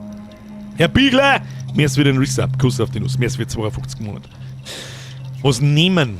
Aber wir brauchen da auch unbedingt irgendwas. Das kostet eine Energie. Das kostet nicht einmal einen Kern oder was? Kostet das jetzt ein... Kostet das einen Kern? Ach, da steht's Kern. Und da... okay. Waffen upgraden kostet Energie und der Anzug kostet einen Kern. Ja, jetzt kann man natürlich Anzugsintegrität, mehrer Aushalten und mehrer Inventarplätze und Ressourcenbegrenzung. Leute, ganz ehrlich, wir nehmen die Anzugintegrität und die Ressourcenbegrenzung. Dann nehmen wir mal dieses. Wir haben bloß einen Kern. Wir hätten noch einen in der Kiste drin, aber den darf ich auch nicht nehmen. Den darf ich nicht nehmen. Wir nehmen das. Und wenn man Energie für sonst sowieso nichts braucht, dann kauft man mir. Oh. Da kannst du gleich mal ein paar her tun. Da kannst du gleich mal 3 her tun. Nehmen wir mal 2. Ja. Und dann kauft man uns. Was muss man da dafür tun? Ach, weil wir es uns nicht leisten können, oder was? Und dann nehmen wir mal noch. Das Magazin sehe ich auch mal noch nicht so schlecht. Ich habe übrigens vorher einmal daneben geschossen. Weil ich gemeint habe, ich kann den aufgeladenen Schuss halten und lasse dann aus und dann schießt er. Nein, der schießt von selber. Also das ist ein bisschen was zu sehen. Aufladetempo ist doch nicht schlecht, oder? Natürlich nicht, ich habe Nachladegeschwindigkeit gemeint. Das ist mir jetzt wegen 9% Nachladegeschwindigkeit, meh. Aber das Aufladetempo, über das kann man uns unterhalten. Ich darf aber eher nur sagen, Magazin eigentlich auch nicht so. Aufladetempo, Stabilität, eigentlich war alles gut, wenn man alles ausbaut, seien wir uns ehrlich. Aber ob ich jetzt sofort 1000 für das Magazin ausgeben will, weiß ich nicht. Ich nehme das. Und dann nehme ich nochmal ein Hüllensiegel mit. Das wäre unten nochmal ein Pistolenschuss, weil warum nicht? So. Schließen, Inventar. Wo ist das ganze Zeug? Ist das in meiner Kiste dann oder was? Ja, jetzt haben wir schon so weit, dass ich nicht mehr weiß, wo was war. Dann hast du nicht so einen Stress gegen die Viecher. Meinst beim Aufladen, ja, natürlich. Natürlich. Je zeitnah, dass das Ding schießt. Warte, jetzt müssen wir nochmal in die Kisten hinein. Ist das Zeug da drin oder was? Wo ist das ganze Zeug jetzt hin? Ach, Moment, wird das da her? Wo ist das ganze Zeug jetzt hin?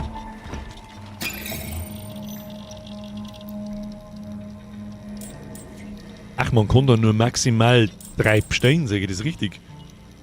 Ja, aber wo ist das ganze Zeug jetzt? Pistolenmunition mal 5. Hüllensiegel klein. Wo ist das ganze Zeug? Ach, ich hab das eine. Maxi, Ruhe jetzt, Kruzifix. Aber die Meister vorher hast du das nicht gelesen, deswegen frage ich jetzt nochmal, was habe ich versammelt und wo geht's hin, mei? Und wie geht's im Meister? Wo habe ich das vorher nicht gelesen? Du hast vorher...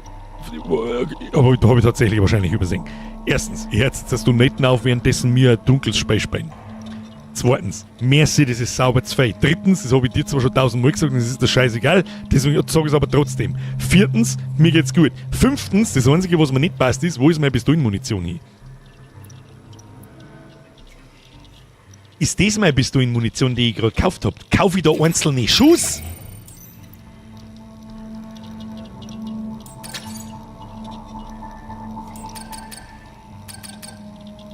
Da kostet ein Schuss 100 Energie. Ich hab gemeint, ich krieg wenigstens ein Magazin mit 6 Schuss. Ich sag das, wie es ist, die Pistolenschuss sind schon da, aber das sind halt die. Ich hab gemeint, ich krieg 3 mal 6. Naja. Okay. Okay, Spiel möcht's wissen. Spiel will draufschreiben, ich bin ein Survival-Horror-Game. Ist okay. Und es gibt keine Skills oder irgendwas. Warte mal, jetzt mache ich mal so. Ich sehe gar, also, ihr kriegt das sowieso mit da hinten ist meine Lebensanzeige, nur wenn ich ziel. Aber man hält nicht viel aus. Ich sag das, was ist. Ein Schlag und ich bin gelb, zweiter Schlag, ich bin rot und ich garantiere, dass mir der dritte Schlag killt. Wir haben ja schon einmal gestorben. Da steht keine Zahl dabei. Ja? Ob jetzt 100, jetzt warte mal. Lass mich mal kurz nachrechnen. Wenn wir bei 3 Schlägen sterben, dann werden wir mir wahrscheinlich pro Schlag von dem Mistviech so nicht 30 Schaden kriegen, sondern ein bisschen mehr, auch nicht 33, sondern wahrscheinlich 35 bis 40. Das heißt, ihr haltet mal einen Schlag mehr aus mit 125 Leben. Was cool war, aber das war wahrscheinlich zu sehr gestohlen von Dead Space, wenn man die Anzeige da hinten am Anzug irgendwie sehen darf. Übrigens, läuft bei euch der Stream flüssig? Ich brauche ein paar Kenner. Ist der Flash, bist du noch da? Ist einer von den Mods da? Läuft das Ding flüssig mit 60 FPS bei euch? Weil immer wenn ich auf meinen zweiten Monitor schaue, dann ruckelt es schon ab und zu mal ein bisschen umeinander und das passt mir gar nicht. Dann war es zu leicht. Ja, also um Gottes Willen, Spiel darf ja auch ruhig schwer sein. Es darf schon anspruchsvoll sein, wenn es das sein will.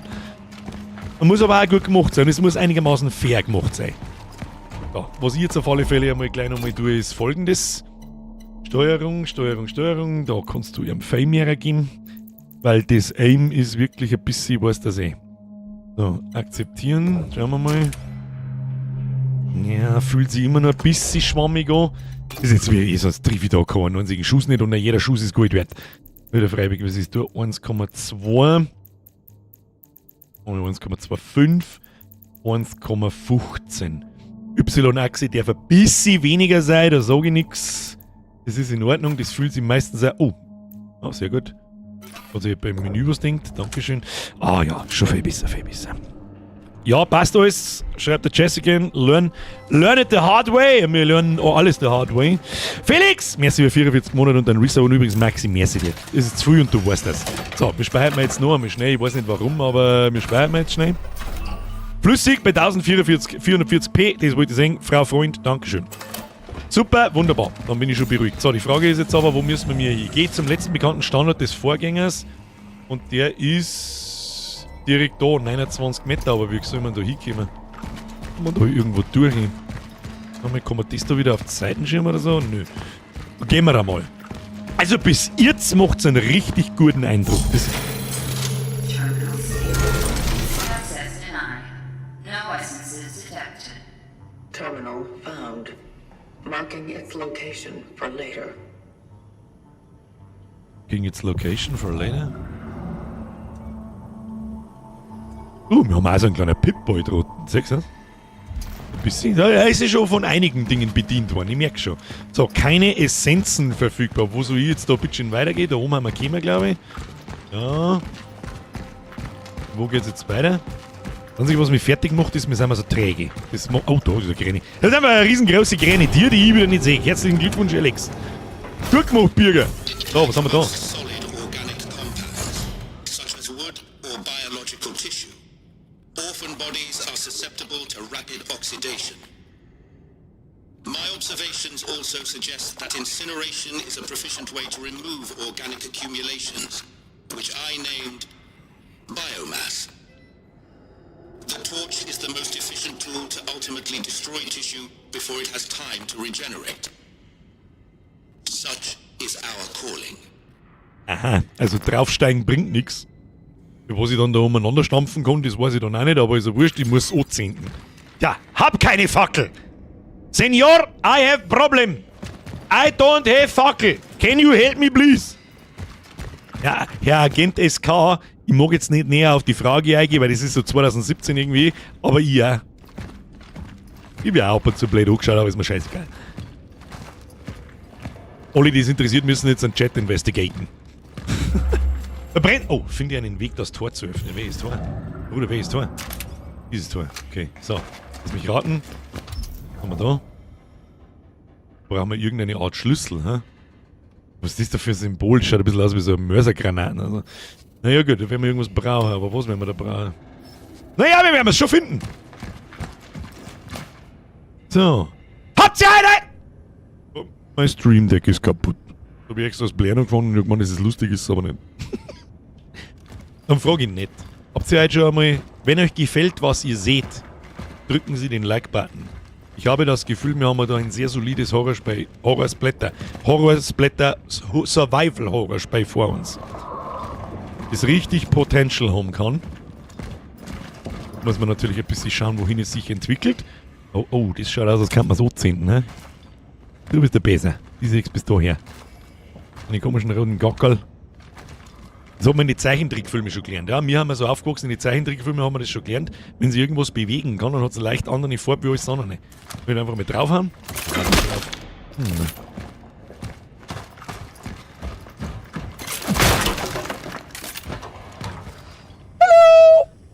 Hallo! Das. Was? Versorgungsspender. Interagiere mit einem Versorgungsspender, um Flammenwerfermunition zu erhalten. Now we are talking! Hey. Eine leicht entzündliche Substanz, die von der Fackel verwendet wird. Was für Fackel, Bruder? Wo kriege ich jetzt eine Fackel her? Ich hab keine Fackel. Was für Fackel? Ich hab keine Fackel! Das ist das Objekt bereits zuerst aufbrauchen, um ein weiteres aus der Versorgungsspender zu erhalten. Ach, das kommt immer... Ach so. Wo ist... Oh ja, das können wir auch sehr gut brauchen. Wie viel haben wir? 2 von 3. Hüllensiegel, Pistolenmunition, Fackelbrennstoff. Ah, das ist aber auch cool gemacht. Du musst da schon gescheit... Irgendwo musst du da jetzt der Fackel sehen. Biomasse verbrennen. Drück in der Nähe von Biomasse. Ja, ich drück. Bruder! Schnelle Oxidation. Verbrenne die Biomasse. Verbraucht es? Wo sagen ich, wie viel Fackelbrennstoff da ist? Tu mir nur her. Ach, das kostet immer... Oh, okay, okay. Oh, okay. Nicht oben bleiben, sondern... Ja, gehen wir erst mit da weiter. Hans! Kette, Boden, Flammenwerfer, Schussgranaten, Hans! Okay, schaut gut aus. Vorher hat mir gerade noch jemand geschrieben, man kann die Sensia einstellen fürs Umsehen. Ist das beim Umsehen? Ja, bitte. Tun wir bitte da auf dasselbe eigentlich, damit wir uns solide drauf gewohnen. Schauen wir mal, wie sich das anfühlt. Accept. Schauen wir mal. Es fühlt sich immer so, als war da irgendeine scheiß Beschleunigung drin. Ich hasse das. Tastatur, Rennen, Zielen, Vibration, adaptive Trigger-Intensität. Passt den Widerstand und die Spannung der adaptiven Trigger an. Das weiß ich nicht, was das ist. Das glaube ich sind die neuen PlayStation und Dings-Controller. Also. Na, da müssen wir viel weiter oben gehen. Das ist wirklich völlig narrisch, wie das eskaliert. Da machen wir wieder 65, machen wir so. Motion Blur machen wir auch aus, dann geht's auch besser. Ich bin's, darf ich sagen, wer du bist, oder hast du das selber erledigt? Ich sag nichts. Audio, Gameplay, Steuerung, Anzeige. Ich glaube, wir machen das Motion Blur nicht ganz aus. Das machen wir Qualitätsfallen und Bewegungsunschärfe. Nur in die Zwischensequenzen, das machen wir, das ist gut. Schauen wir mal. Ah ja, viel besser. Trotzdem habe ich das Gefühl, ich habe keine 60 Frames. Das ist schwammig. Kann es Raytracing sein. So, was haben wir da? Siegelschlüssel der Reisenden. Ah, das ist das Symbol, das wir gehabt haben. Ein Gerät zum Öffnen der von den Reisenden versiegelnden Türen im Sektor A31 gefunden hat. Easy going. So, beim Zurückgehen von solchen Geschichten haben wir noch nie gute Erfahrungen gemacht. Gell? Nur damit nichts feit. Das Wichtigste ist Avoid Damage. Die Viecher, da schlagen die auf 3 Schläge und es ist echt nicht einfach. Aber an die Grafikeinstellungen, da pümmelt man jetzt nicht umeinander. Schießt das Ding von Haus aus einfach am Boni. Das probiere ich jetzt noch ein paar Mal aus. Schießt das einfach geradeaus vor mir auf den Boni immer oder da, wo ich hinziele? Jetzt hätte ich fast A38 gehört. Tu dich nicht runter, ich hab ihn auch schon im Kopf. Die Versorgungsdinger, jetzt pass auf, jetzt zielen wir mal da hin, schauen wir mal, was das ist. Hey, er zielt immer so schräg vor sich und verbrennt die Sachen um sich rundum. Okay, nice to know. Dass mir wieder herpasst. Was Passierschein A31? Weiß ich nicht, was es den gibt. Beim anderen da das wissen, so, grüß Gott beieinander. Wie schauen wir aus? Ah ja. Her mit der Energy! So, was haben wir da? Zeiten der Not! Botgun! Ich weiß, dass er ein Intellektueller ist, aber jeder kann den Bahnsteig fegen. So ein verdammter marxistischer Ökonom. Hiermit stellen Sie meinen verdammten Neffen ein, bevor er den Putz von den Wänden reißt. Mit freundlichen Grüßen, Stacek Lager. Okay, alles klar. Stiege C, Korridor J, 4. Stock.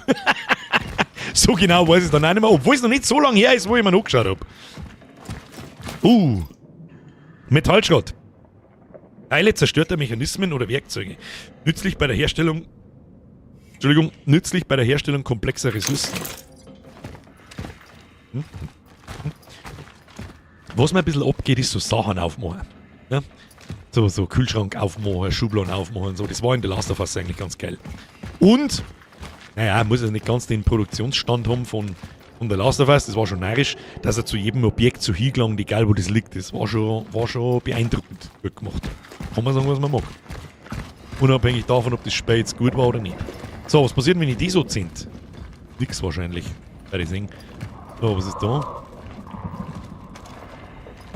Ich weiß jetzt auch nicht, haben wir jetzt...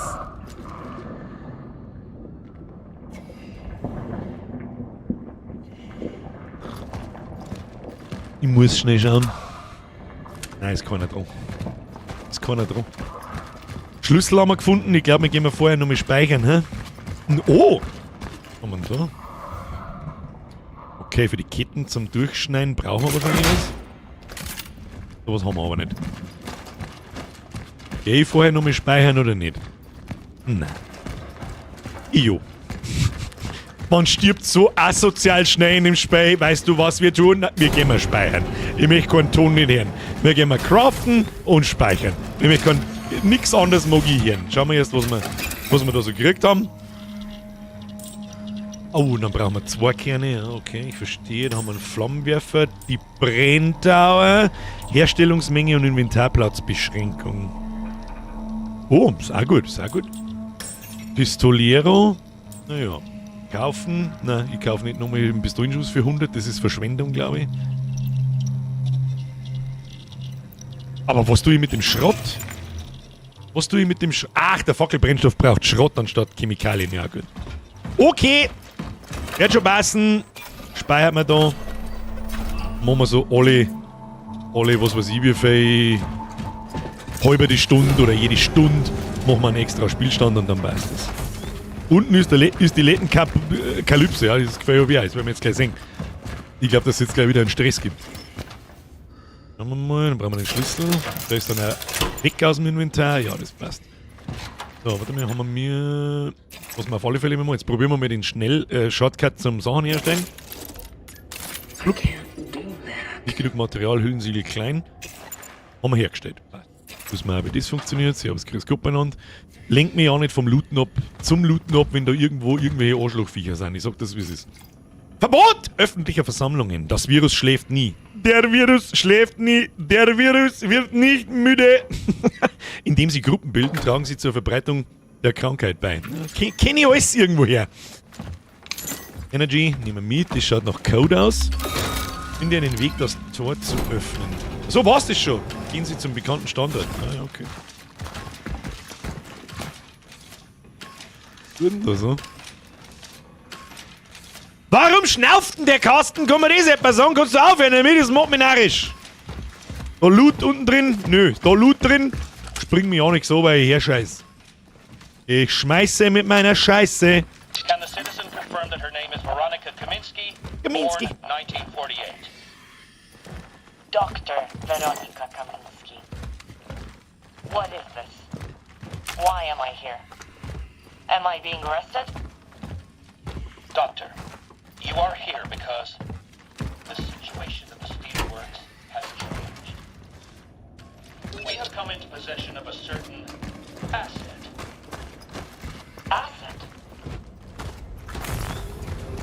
Da freue ich mich doch. Da freue ich mich doch, wenn wir mal wieder irgendwie vielleicht mal irgend sowas wie Licht sehen. Irgendwie fühle ich mich heraus sicherer als da drin. Ich weiß jetzt auch nicht, wie ich da drauf komme. Okay, kann nichts machen. Richman, merci für 16 Monate, Alter. Der, was benannt Nachschussquad ist nach der Sommerpause am Start. Das wollte ich aber auch hören. Ich wünsche viel Spaß. Ich glaube, wir haben ein richtig gutes Spiel vor uns. Was geht mit dem Turm? Ach ja, das war's Intro. Okay, tschüss.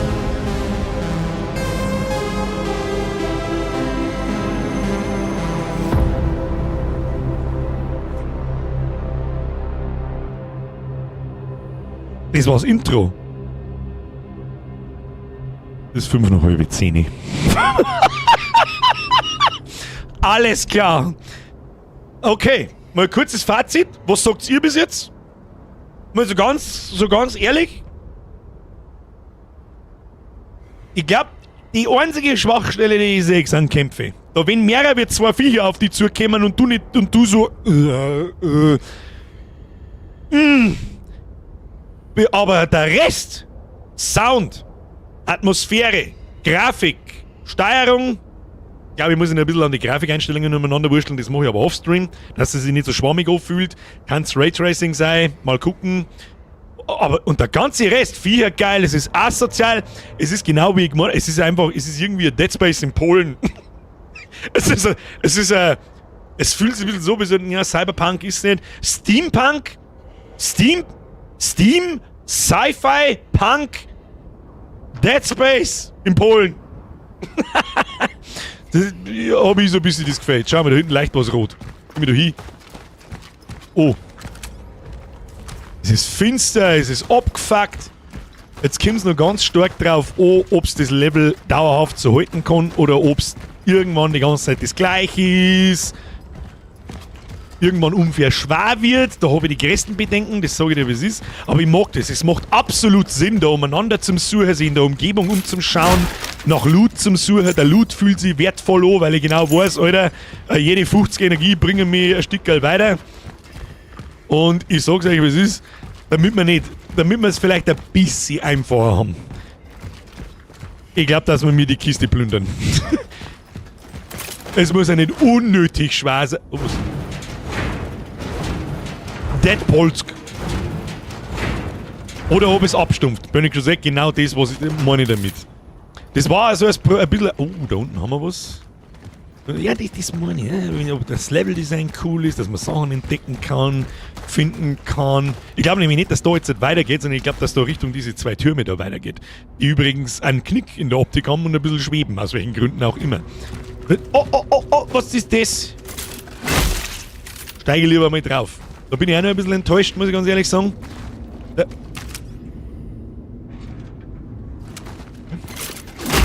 Muss ich die jetzt auch zünden oder...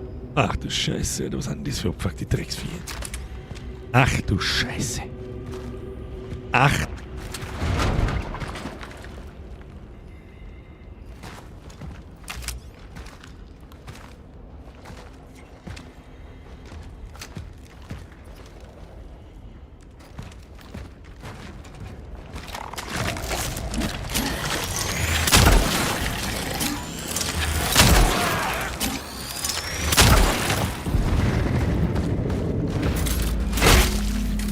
Ich hab seinen Popo gesehen. Ob ich da jetzt mal 3 Schuss für jedes Viech brauche, ist so die Frage. Da ist wahrscheinlich Metallschrott drin, ne? Energie. Ob ich da jetzt mal 3 Schuss brauche, sagen wir mal 2 aufgeladene Schuss. Wie viel Munition haben wir? Und dann warten vielleicht das Viech ein bisschen triggern, bis es zuhaut, weggehen, aber rückwärts ist mal so beschissen.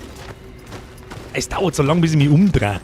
Und dann weggehe, dann lassen wir es in den Boden hauen und dann schmieren wir am eine und dann können wir mal rausfinden, wie viel Schaden das der Nahkampf macht und ob sich das rendiert. Dann sparen wir jetzt mal einen Schuss. Weißt du schon, und jetzt dritte Viech haben wir wieder, oder jetzt zweite Viech besser gesagt, haben wir wieder Munition gespart. Mehr Damage, dann brauchst du weniger Schuss. Ich habe ja in Damage reingeskillt. Hab trotzdem aber jetzt 3 Schuss braucht. Isolation verbindet. Das Verteidigungsministerium fordert alle Bürger auf, die falschen Darstellungen aus dem Westen zu ignorieren. Aber jetzt sagen wir, haben wir wirklich in einer Art kommunistischen, sozialistischen Polen. Bis ein Impfstoff verfügbar ist. Das ist wirklich einfach Corona. Ist über den Städten der Volksrepublik Polen verhängte Quarantäne die einzige wirksame Lösung im Kampf gegen die Ausbreitung des Virus. Um die Migration Infizierter zu stoppen, die die Krankheit wissentlich oder unwissentlich verbreiten, bedarf es Zwangskontrollen in unseren Städten. Das Jahr 1981 wird für immer als die große Prüfung unseres Volkes in Erinnerung bleiben. Wir sind da 1981. Was zur Hölle? Wieso haben wir 81 einen Astronautenanzug an? Ein Test für ihre Ausdauer und Loyalität, erklärte Gesundheits- und Sozialminister Jan Dobrucki. Mit ihm versichern die Behörden der Volksrepublik Polen, die Isolation gibt uns Kraft während der Katastrophe in unserem Land. Ja, aber hat was. Hat was. Irgendwie ist das Setting ein sehr unverbrauchtes Setting. Gefällt mir. Ja, du stehst da auf, da gebe ich dir Brief und Siegel. Das glaube ich aber nicht. Ich weiß ganz genau, was da jetzt da aus der Riesenfood, aus der Hirnbrei-Batzletten Scheißhaus-Food kommt. Oh, da kommen jetzt zwei, ich garantier's dir. Ah, wie managt man das im Monatsterben? Oh, shit, Motherfucker. Ich werde jetzt auch ausprobieren, was passiert, wenn ich die anzünde. Bringt's das dann schon, oder? Ich weiß es nicht immer. Ich weiß es nicht. Ich habe ganz very Loot vergessen. Wo habe ich Loot vergessen? Oder irgendwo? Scheiße. Ja, was ist das, habe ich übersehen? Ich sag, kann man das schon anzünden? Was ist jetzt auffällig, wenn ich den nicht zersticken kann da? Das ist auffällig. Box oben vergessen. Fuck. Das ist nicht gut. Fuck, da liegen überall welche umeinander. Man möchte mich Körper verbrennen. Drücke in der Nähe des Körpers eines gefallenen Feindes und verbrennen. Vorher verbrennt die Körper gefallen. Oh, dann fahren wir da hinten gleich an. Der haben wir gar nicht lange umeinander. Machen wir so. Dank das. Ah, das wollte ich ausprobieren. Easy. Da ist nämlich so ein Spender. Da kommt nämlich so oft einer raus, bis wurscht ist. Liegt da sonst nicht umeinander? Nö. So, nochmal. Wie lange dauern die zum Verbrennen? Da müssen wir vielleicht einmal hinschauen. Ah ja. Ja gut, das ist jetzt kein so ein grafisches Spektakel, aber sie verbrennen und sind fort. Was haben wir da? Oh, Musik.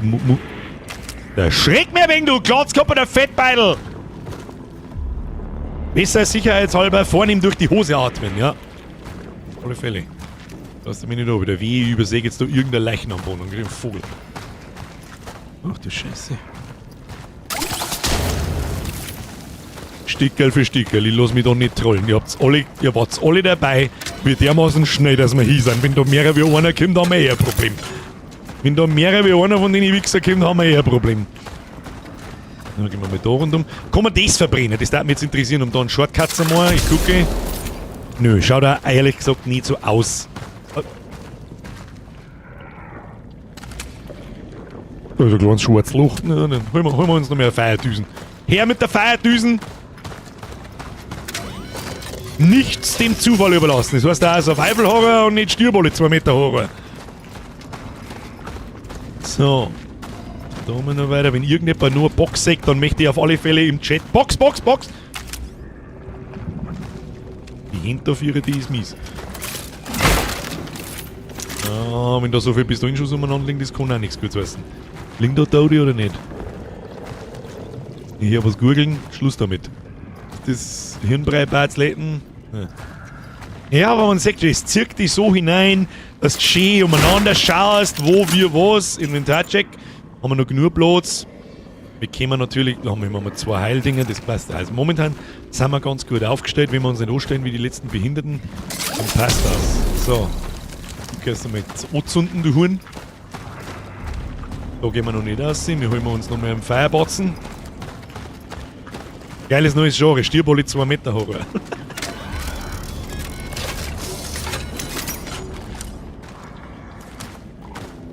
Nur langsam, nur die Ruhe, Kinder, nur die Ruhe.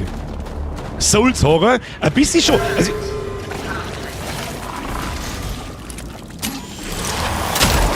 so, Test. Und das mehr wie einer? Oh, scheiße, wo ist er? Weg. Fuck. Okay, 2 Schuss und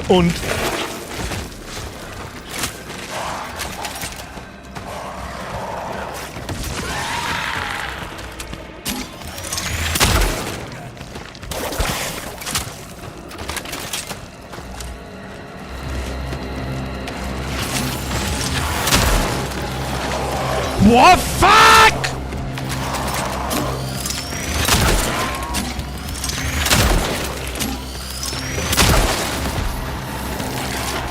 Lauf!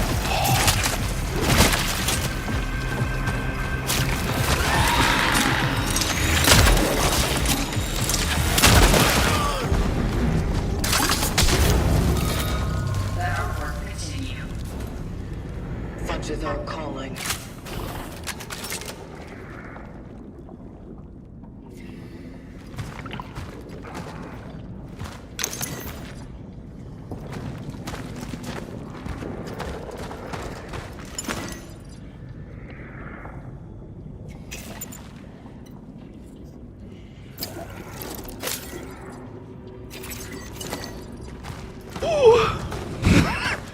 Okay.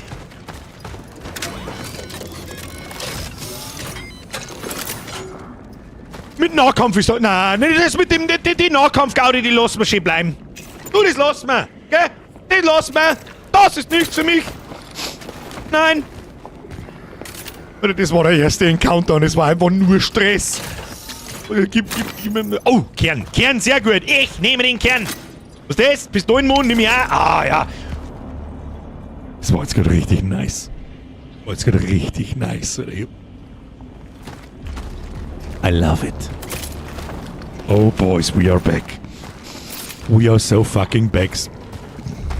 I fucking love it. Atmosphäre, absolut geil. Absolut geil. Die Viecher. Gut, das ist jetzt mal das erste Viech. Der kann sie mehrmals kann sie dieses Mistviech, das geht zu dem anderen Viech, das ich umgebracht habe, also wer es noch nicht ganz verstanden hat, das hat er vielleicht auch mal erklärt. Also von irgendwas weiß ich noch nichts, dass man eine Gliedmaßen abschießen kann. Das ist halt Dead Space. Und du da schießt einen, dann liegt er am Boden. Und dann geht das andere Viech, wenn vorbeigeht, oder vielleicht geht es sogar gezielt zu den Leichen hin und saugt wahrscheinlich, keine Ahnung, Biomasse von denen auf. Das hat man eh gesehen, das eine Viech hat gleich ganz anders ausgeschaut und hat Dornen gehabt und ist größer und so weiter. Und je mehr Viecher da die Viecher, dass das da konsumiert, desto stärker wird's. Das heißt, du musst permanent im Kampf nachdenken, so, ich hab jetzt das eine Ding da geschossen, nimm ich meine Feierladung sofort her, oder da schieße ich jetzt erst noch den zweiten, weil da kommt noch der dritte, und zünd's dann noch, weil sonst konsumiert der die zwei, und was weiß ich was alles. Richtig gute Idee, da hat sich jemand was ausdenkt. Das gefällt mir gut. Gefällt mir gut. So, warum geht jetzt da? Okay, haben wir schon da. Gefällt mir gut, meine Damen. Was haben wir da? Energiesender. Ein nicht kampffähiges Reliktmodul, das sich auf die Anomalien einstellen kann, kann verwendet werden, um Zeitphänomene zu manipulieren. Aha! Cutscene. Relic module found. An emitter.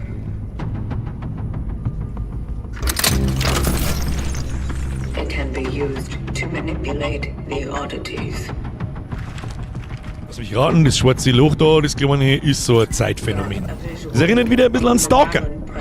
Ziele mit links und halte Control, um ihn zu manipulieren.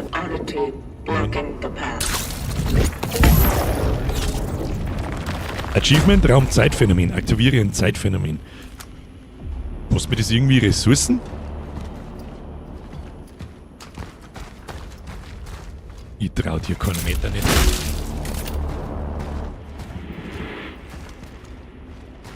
Oh, Sound is a fucking intense, I love it.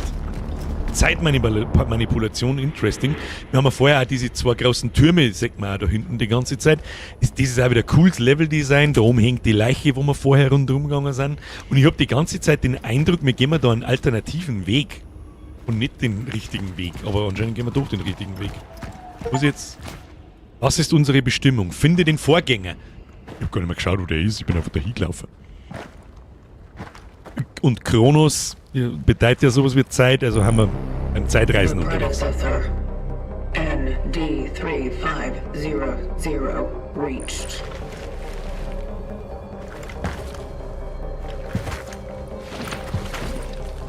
Geile Grafik.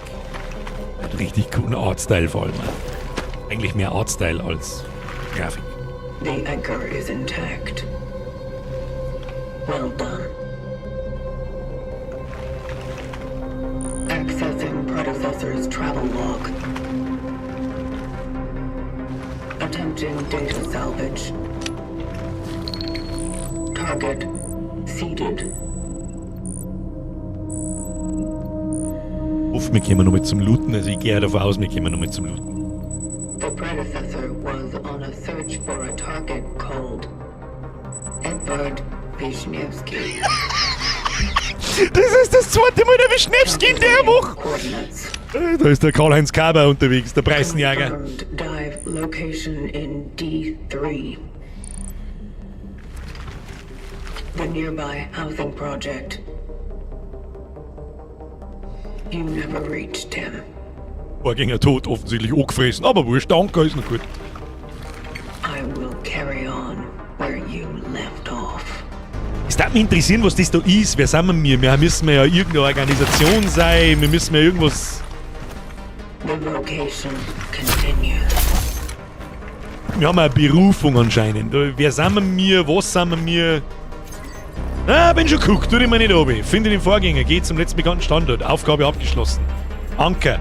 Begib dich zum Wohnobjekt im Sektor D-3. Finde den Standort. So, irgendwo war noch eine Kiste, habt ihr gesagt? Irgendwo war Loot. Wo war Loot? Kistige Kiste, wo war der Loot? Habe ich was übersehen?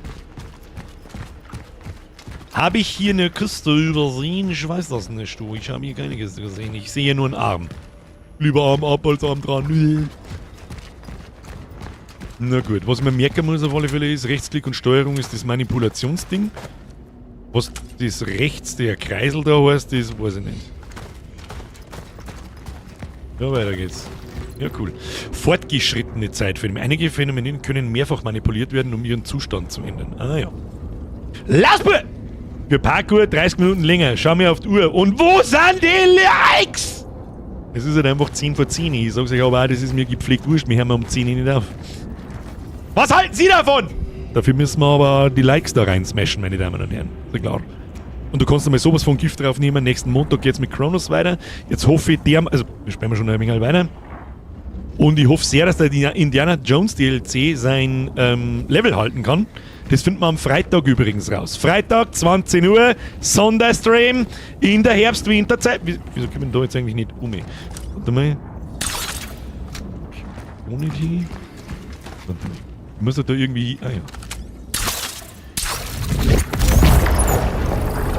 Muss ich da irgendwie... Wenn ich das auslose... Aber wir haben doch gerade gesagt, ich brauche mehrere, oder?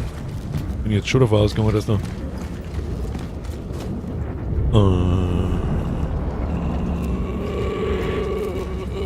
Und jetzt... Bringt jetzt, warte mal. Kann man das wieder deaktivieren vielleicht? Ja, schauen wir mal.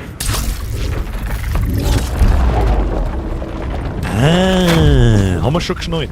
Man kann diese Teile aktivieren und deaktivieren. Das hat er gemacht mit mehreren. Ich habe jetzt eigentlich gemeint, man muss vielleicht 2 so schwarze Dinger finden. Nein, da herin kommt jetzt nichts daher, gell? Nein, das ist so, da ist mir zu eng. Da kann ich nur rückwärts abhauen, das gefällt mir nicht. Hopp. Informationen für Reisende. Neue Einschränkungen im öffentlichen Verkehr. Passagiere ohne gültigen Pass werden bestraft. Pro Wagen sind maximal 5 Passagiere erlaubt. Ja, der Vollbiersquad soll da nicht einsteigen. Halten Sie immer mindestens 2 Plätze Abstand. Ob es bis 2 schafft, weiß ich nicht. Nehmen Sie die Straßenbahn nur im Notfall. Arbeiter der Eisenhütte Neuer Morgen. Neuer Morgen ist übrigens, glaube ich, so heißt unser Stadt. Mit Dauerkarte müssen Ihre Arbeitsbescheinigung und Ihren Personalausweis vorzeigen. Ist das der Sand der Zeit? Das ist wahrscheinlich, vielleicht ist der Zeitstrahl. Strahl! So. Oh, kistige Kiste. Oh, ich sag dir schon Luren da hinten. Pass dir mal nicht an, du anreidiges Hurenkrattlervieh. So, ich nehme die Energy und du bleibst da schön brav. Oh, da ist noch was. I'm a simple man. I see a loot blink. I loot. Was zusammen? Nö. Hier zählt der Lore schon für 3. Das stimmt. So, möchtest du wetten, dass der hinter mir jetzt dann aufsteht? Wir werden sehen. Oh je, was ist denn da jetzt los? Was ist hier alles los? Sagt irgendjemand das schwarze Loch? Ich sag's nicht. Bistige Kiste haben wir auch keine da. Mal Minute. Also zum nächsten Speierpunkt müssen wir mal sowieso auf alle Fälle noch. Das ist aber klar. Gut, die war nicht ganz voll kalt. Ist nicht so schlimm.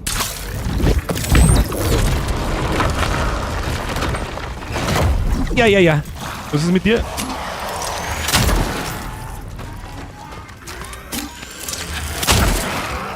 Bringt es überhaupt was in Kopfweit zum Schießen? Oh, nein. Fuck.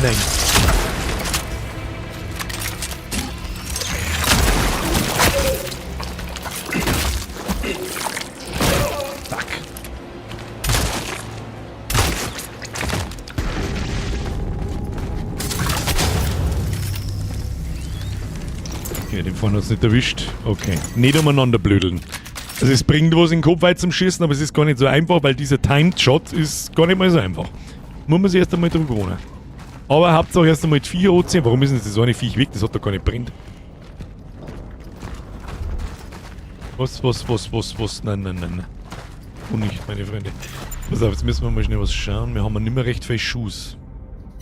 Wir brauchen noch mal eine Chemikalie. Haben wir da? 200 Energy. Ja. Irgendwas grunzt da noch. Wir haben noch 7. Ah, wo? Sicher Healing! Für was gibt's den Stampfer? Das verstehe ich noch nicht ganz, aber gut. Also bitte wieder. Licht einschalten, ich sehe nichts. Da bin ich schon wieder so nah am Mikrofon dran. Ihr sollt da gefälligst sauber einen Sound auftragen, gell? Schon klar. Warten Sie.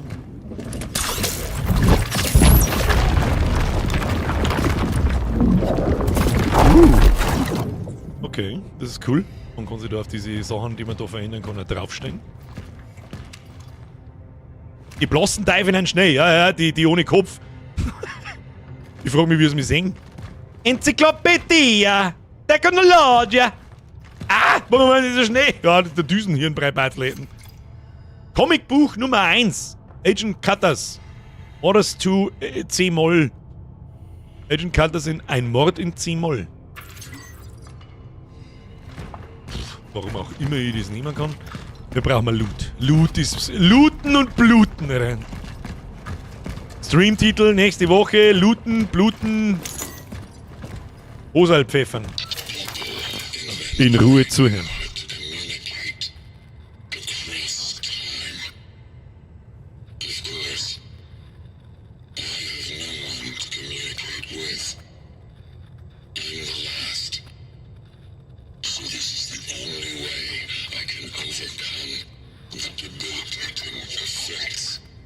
Okay, der schickt sich seine Gedanken selber in die Zukunft.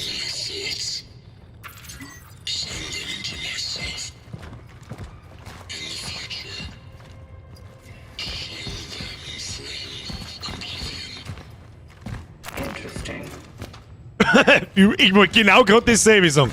Interesting. Also es hat auf alle Fälle vieles mit Zeitreisen zum tun. Ich könnte mir vorstellen, vielleicht haben wir so eine Art Klon oder irgend sowas, weil wieso ist unser Vorgänger gestorben? Vielleicht hat es ein bisschen was von 12 Monkeys. Wir werden da in die Vergangenheit geschickt, um diese Epidemie, Büchertausch ausgesetzt, um die Epidemie zu beenden oder so. Vielleicht. Ich bin übrigens Gabe. Oh, wir haben einen Kern haben wir auch dabei, gell? So. Die Architektur von Neuer Morgen. Das gesamte Konzept der unterirdischen Station. Neuer Morgen ist eine unterirdische Station vielleicht. Gilt als eines der ehrgeizigsten städtebaulichen Projekte nicht nur in der Sowjetunion, sondern auf der ganzen Welt. Über 30 Jahre lang haben die besten polnischen und russischen Ingenieure hart gearbeitet, um endlich das fortschrittlichste Transportsystem einer neuen Ära zu präsentieren. Dieses schier endlose Netz miteinander verbundener Tunnel ermöglicht es Bürgern, man nennt es übrigens U-Bahn, ihr Kommunistentrottel. Tunnel ermöglicht es den Bürgern von Neuer Morgen in weniger als 10 Minuten bequem vom einen Ende der Stadt zum anderen zu gelangen. Dank eines talentierten Architektenteams ist der Weg zur Arbeit keine eintönige Erfahrung mehr, da der gesamte Bahnhof eine echte Kunstgalerie ist.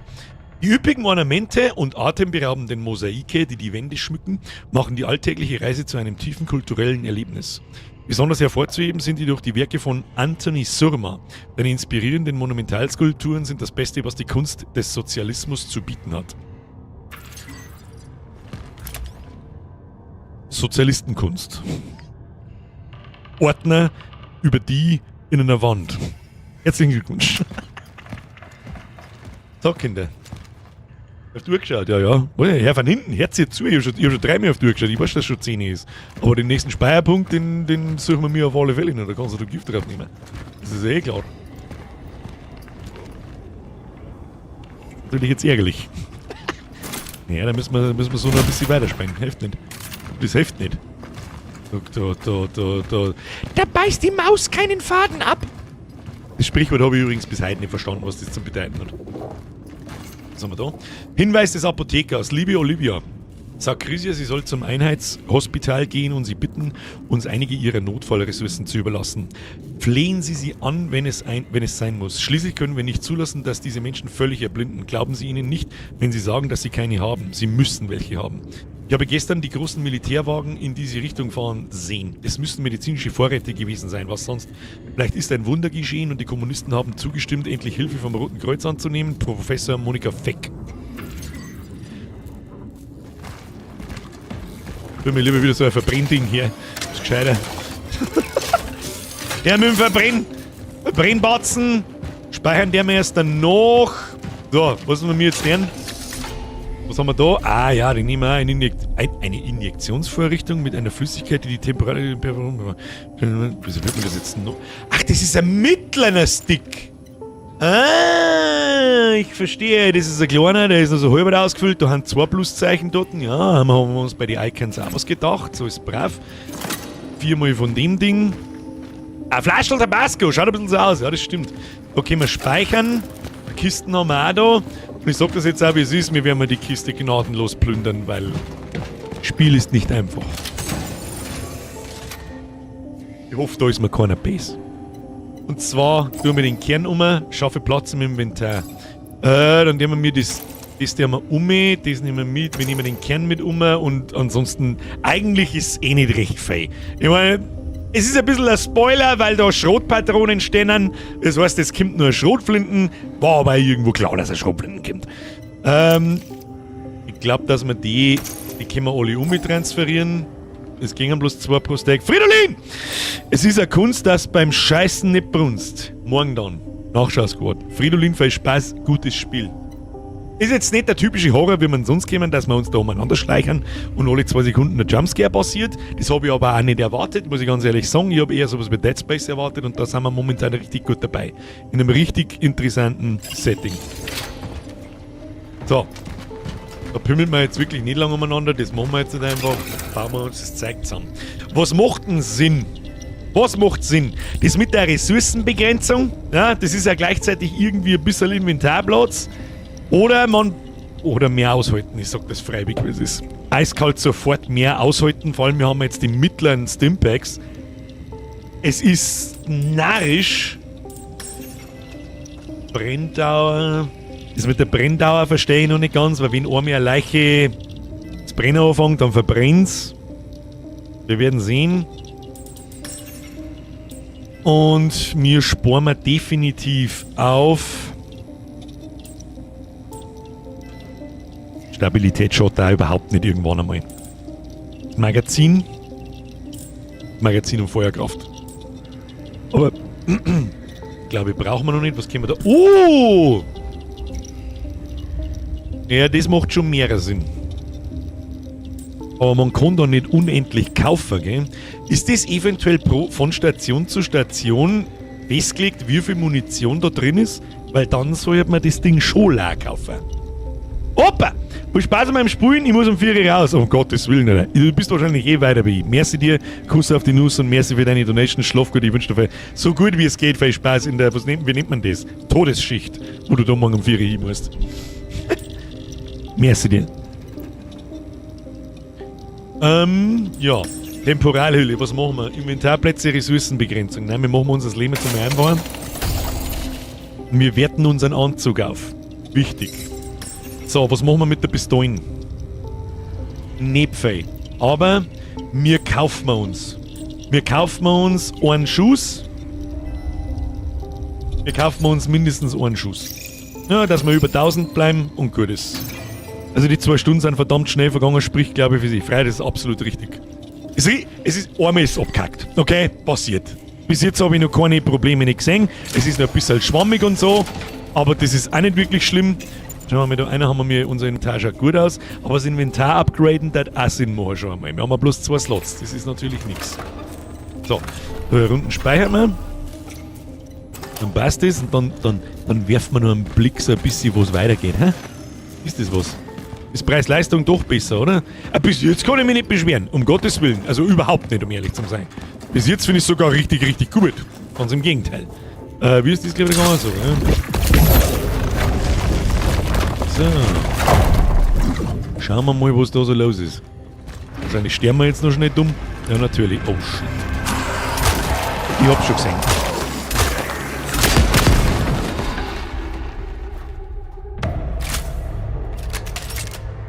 Und jetzt meine Schuss. Habe ich das gerade richtig gesehen? Ich habe gerade volle Kanone daneben geschossen, aber ich habe. Da was zum Looten, was nicht blinkt? 2 Camps für 150 und 3 Schuss craften? Oder habe ich mich da verschaut? Herr Tagsguy, das analysiert. Genau das gleiche habe ich mir nämlich auch kurz gedacht. Jetzt pass auf. Das rechnen wir uns jetzt schnell zusammen, was mehr Sinn macht. Phase 1. Ich nehme jetzt meine Pistolenmunition, nehme ich nicht. So. Klein brauchen wir nicht, Mittel brauchen wir auch nicht. Halten wir uns einmal das Kleine. So. Jetzt passen wir Obacht. Und zwar beim ein Pistolenschuss kostet 100. Das heißt, 6 Pistolenschuss zum direkt kaufen kosten 600. 2 Chemikalien oder kosten 300. Lass uns mal schnell schauen. Pistolenmunition, wir brauchen 3 Chemikalien. Wir brauchen 3 Chemikalien, die kosten dann 450. Es ist um 150 billiger, wenn du die Chemikalien kaufst. Das heißt für mich jetzt allerdings auch, ich kaufe jetzt noch also eine Chemikalie. So. Die behalte ich mir auch da herin. Kann man die in die Kisten legen? Momental, Babental, kann man die in die Kisten legen? Nein. Okay. Dann ist das nächste Upgrade für unseren Anzug. Für unseren Anzug ist definitiv Ressourcenbegrenzung. Ein Inventarplatz, eine Ressourcenbegrenzung. Wir müssen 2 Kerne finden. Zahlen im 10er-Bereich. Also es ist auf alle Fälle schlauer, sich die Chemikalien erst zum Kaufen und wenn du Pistolenmunition craften möchtest. Aber man kann mit der Chemikalien-Scheiße halt auch andere Sachen craften. Und was mir gerade aufgefallen ist, selbst bei leichtem Rückwärtsgehen und angelegt haben, schießen deine Kugel irgendwo hin. Ist aber, ja, sag mir, da geht's Fadenkreuz auseinander. Und so schießen geht sowieso gleich gar nicht. Mr. Duke, merci für 20 Monate, servus benannt, servus zurück, Kuss auf die Nuss, Zitronenbaum, merci für den Zwickel. Dere, da stand vorhin, dass du lebende Viecher auch verbrennen kannst, dann sind die gestunt. Hast vermutlich überlesen beim Tutorial. Merci, ja, habe ich tatsächlich überlesen. Scheiße. Aber für was habe ich nicht? Irgendwann muss er mitlesen. Hä? Für 3 Chem craftest du 3 Moon, also quasi 1:1 und Chems kosten 150, ein Schuss kostet 100. Na? Ja, stimmt.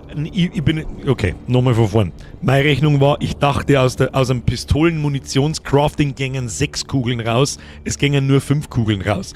Das heißt, 3 Chemikalien kosten 450 für 5 Pistolen-Munition zum Craften.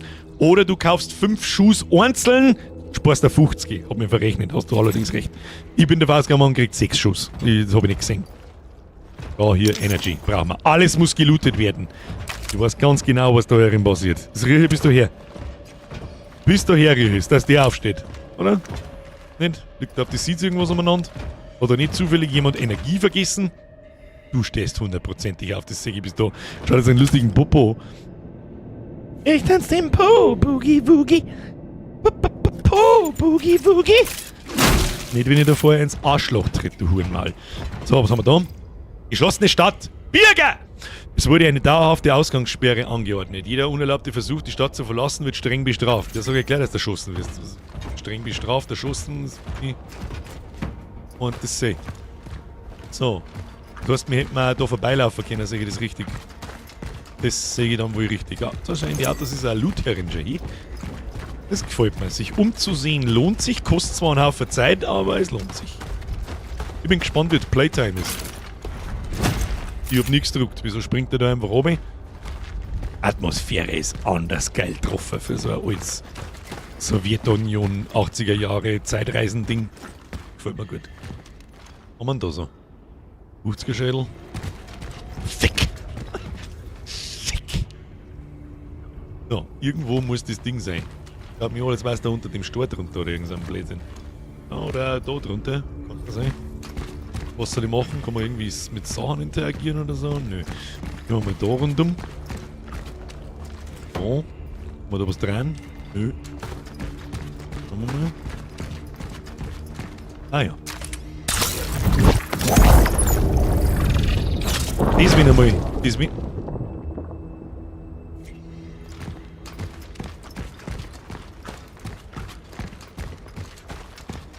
Ah ja.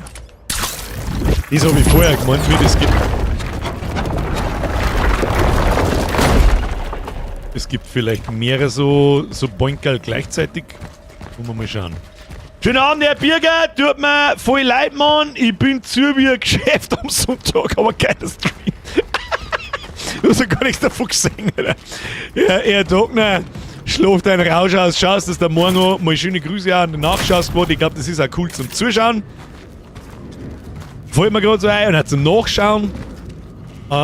Bis jetzt haben wir noch nicht recht viel Story-Interaktion gesehen. Das ist noch was mir irgendwie abgeht. Oh, das wissen wir beide, wo das enden wird. Das ist noch alle.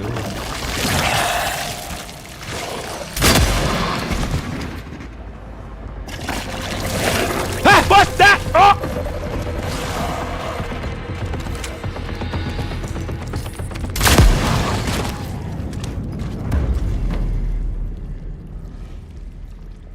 Use.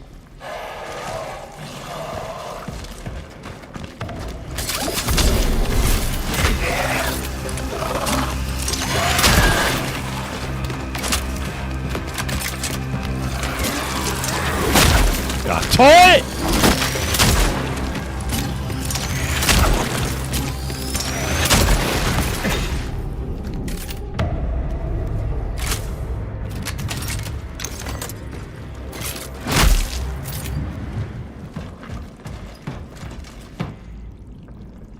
Geht nix über fein säuberliche, sauberne, polierte, rote Gastanks. Never. Scheiße, da warten noch welche gewesen, aber ich hab das Viech nicht gesehen. Ich hab nicht gewusst, ob es von da hinten oder von was weiß ich, wo herkommt. Gut, sparen wir uns, wie viel Mund haben wir, wie viel, wir könnten uns was craften, gell? Vor allem den Fackelbrennstoff. Und nicht, dass die Futter noch mehr rauskackt. Nicht, dass die Futter noch mehr herkackt, du! Ansonsten beiten wir es da hinten und dann springen wir es halt wieder in die Luft, weißt du, was es ist. Da ist kistige Kiste. Ah, gut, Spei bis jetzt. Ui, ich hab ich Bock. Was haben wir da?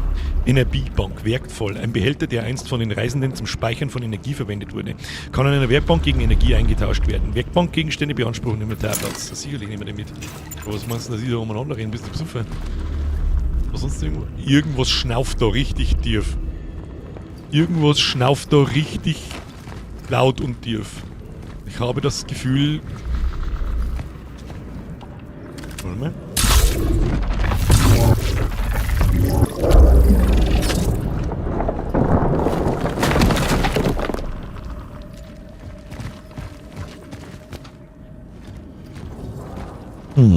Ja, ein Wongelschnaufer, ja. Und man auch gerade denkt. Aber... ich erinnere mich, warte mal. Das ist auch eine coole Idee. Coole Gameplay-Mechanik. Kannst du sagen, was du willst. Erst schauen wir umeinander, ob da irgendwo Loot ist. Was sage ich denn? Und 200 Energie auch noch. Jeden Scheißdreck können wir brauchen. Geil. Fühlt sich gut an, wenn du die Sachen findest, weil du das wirklich brauchen kannst. Das verdammte Kackspiel ist nicht einfach. Bis jetzt zumindest. Und das ist schon der nächste Speicherpunkt wieder, oder was? Das war jetzt aber ein kurzer Spaß. Und mir so ein Verbrennding. Nö, schauen wir mal. Ja, easy, ne? Easy, easy, easy. Oder ist das der gleiche? Nein, ist nicht der gleiche. Pistolenmond nehmen wir natürlich mit. So, was haben wir jetzt da noch so? Nochmal ein Stimpack. Was ist das? Ist das nochmal so ein Ding zum Verkaufen? Weil, oh, da ist Lord drauf. wir da? Ja gut, müssen wir jetzt mal in die kistige Kiste. Kistige Kiste! Und wir den kleinen weg. So, dann gehen wir. Wo ist denn die Werkbank? Haben wir keine Werkbank da? Haben wir schon. Fair, ist ein sehr fair gesetzter Speicherpunkt, muss ich sagen. Nach jedem Encounter oder nach ein, zwei Encounter, wenn es ein Ding kommt, dann bin ich da vollkommen zufrieden. Kern haben wir leider keinen gefunden. Was können wir kaufen? Hüllensiegel mittel, Hüllensiegel klein. Da, wo ist der Caster? Können wir nicht brauchen. Stopp, können wir schon brauchen. Ich möchte verkaufen. Energiebank. Verkaufen. Die Dinger sind wichtig, die geben wir sofort einen Haufen Energie. Wow! Hammer Prof 2030! Eine Waffe, die viele kleine Projektile mit hoher Temperatur abfeuert. Ideal für den Kampf auf engem Raum, verursacht erhöhten Schaden und deckt aufgeladen einen großen Bereich ab. Another relic module found. The hammer. Stop! Hammer time!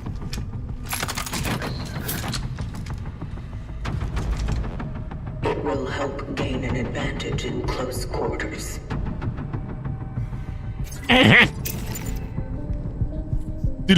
Waffe ausrüsten. Ja. Ja gut, braucht natürlich einen Inventarplatz. Fuck. Eventuell haben wir den einen Kern vielleicht ein bisschen zu früh verschenkt. Wir brauchen unbedingt das nächste Mal Inventarplatz. Unbedingt. Unbedingt. Okay, Schrottpatronen stellt mir her mit 2 mit Chemikalien, 3 mit Schrott. Momentan haben wir gar kein Dings nicht, aber ganz ehrlich, Hüllensiegel haben wir genug. Ich darf mal eine Pistolenmunition herstellen oder Schrottpatronen. Nehmen wir mal Schrottpatronen, hä? Nehmen wir mal Schrottpatronen. Ich weiß nicht, was man tut, ich bin Maus überfordert. Da ist noch eine Lootbox. Wo ist eine Lootbox? Lootbox. Wo ist eine Lootbox? Bring. Ich hab vorher nicht gelesen, ob ich sagen darf von den... Hoppala! Munition für Waffen vom Typ Schrotflinte, da liegen 2 Schuss drin, dann lassen wir das mal noch. Ah, die Chemikalien, wenn man in Kisten ablegen kann, das war halt narrisch, oder dann war es wahrscheinlich auch wieder jetzt einfach. Das wissen eh schon, ja gut, dann passt. Sprengmeister, übrigens an alle, der ich bin's 1986, das ist der Sprengi mit einem anderen Account. So, das braucht halt echt, das ist halt jetzt Scheißdreck. Wir brauchen unbedingt einen weiteren Kern für Inventarplatz. Und wir haben eine Pistole auch ausgebaut. Darum lasse ich das jetzt einmal so, wie es ist. Ich nehme es jetzt mal mit. Die Frage ist, was tue ich weg? Objekte im Vorratslager. Ich sag das, was ist die Schrotflintenmunition? Wir schauen mal, dass wir die so wenig hernehmen, wie es geht. Ein Inventarslot ist frei. Und dann schaut das richtig gut aus. Hinter dir oben blinkt das E. Hinter mir oben. Gut euch Nacht. Herr Dr. Hausen, ne, nimm Pistolenmund aus der Kiste mit. Nochmal. Scheiße, ich habe den Stream vergessen. Was habe ich verpasst? Ja, Simato, bist du besoffen. Ein richtig gutes Spiel. Lass sofort zurücklaufen, viel Spaß. Mal da. Nicht, habt ihr das E vielleicht gemeint? Da an der Lorte dran? Ist die Schrote durchgeladen? Gehen da nur 2 Schuss rein? Probieren wir es mal aus. Die ist durchgeladen, ja. Gehen nur 2 Schuss rein. Und ich mag es jetzt auch nicht ausprobieren. Ich sag's was es ist. Haben wir 12 Schuss für Pistolen, 2 für die Schrotflinten. Ja, wenn das nicht gelangt, weiß ich nicht. Das klingt, als wenn er mit mir redet. Ja, Freunde der Sonne.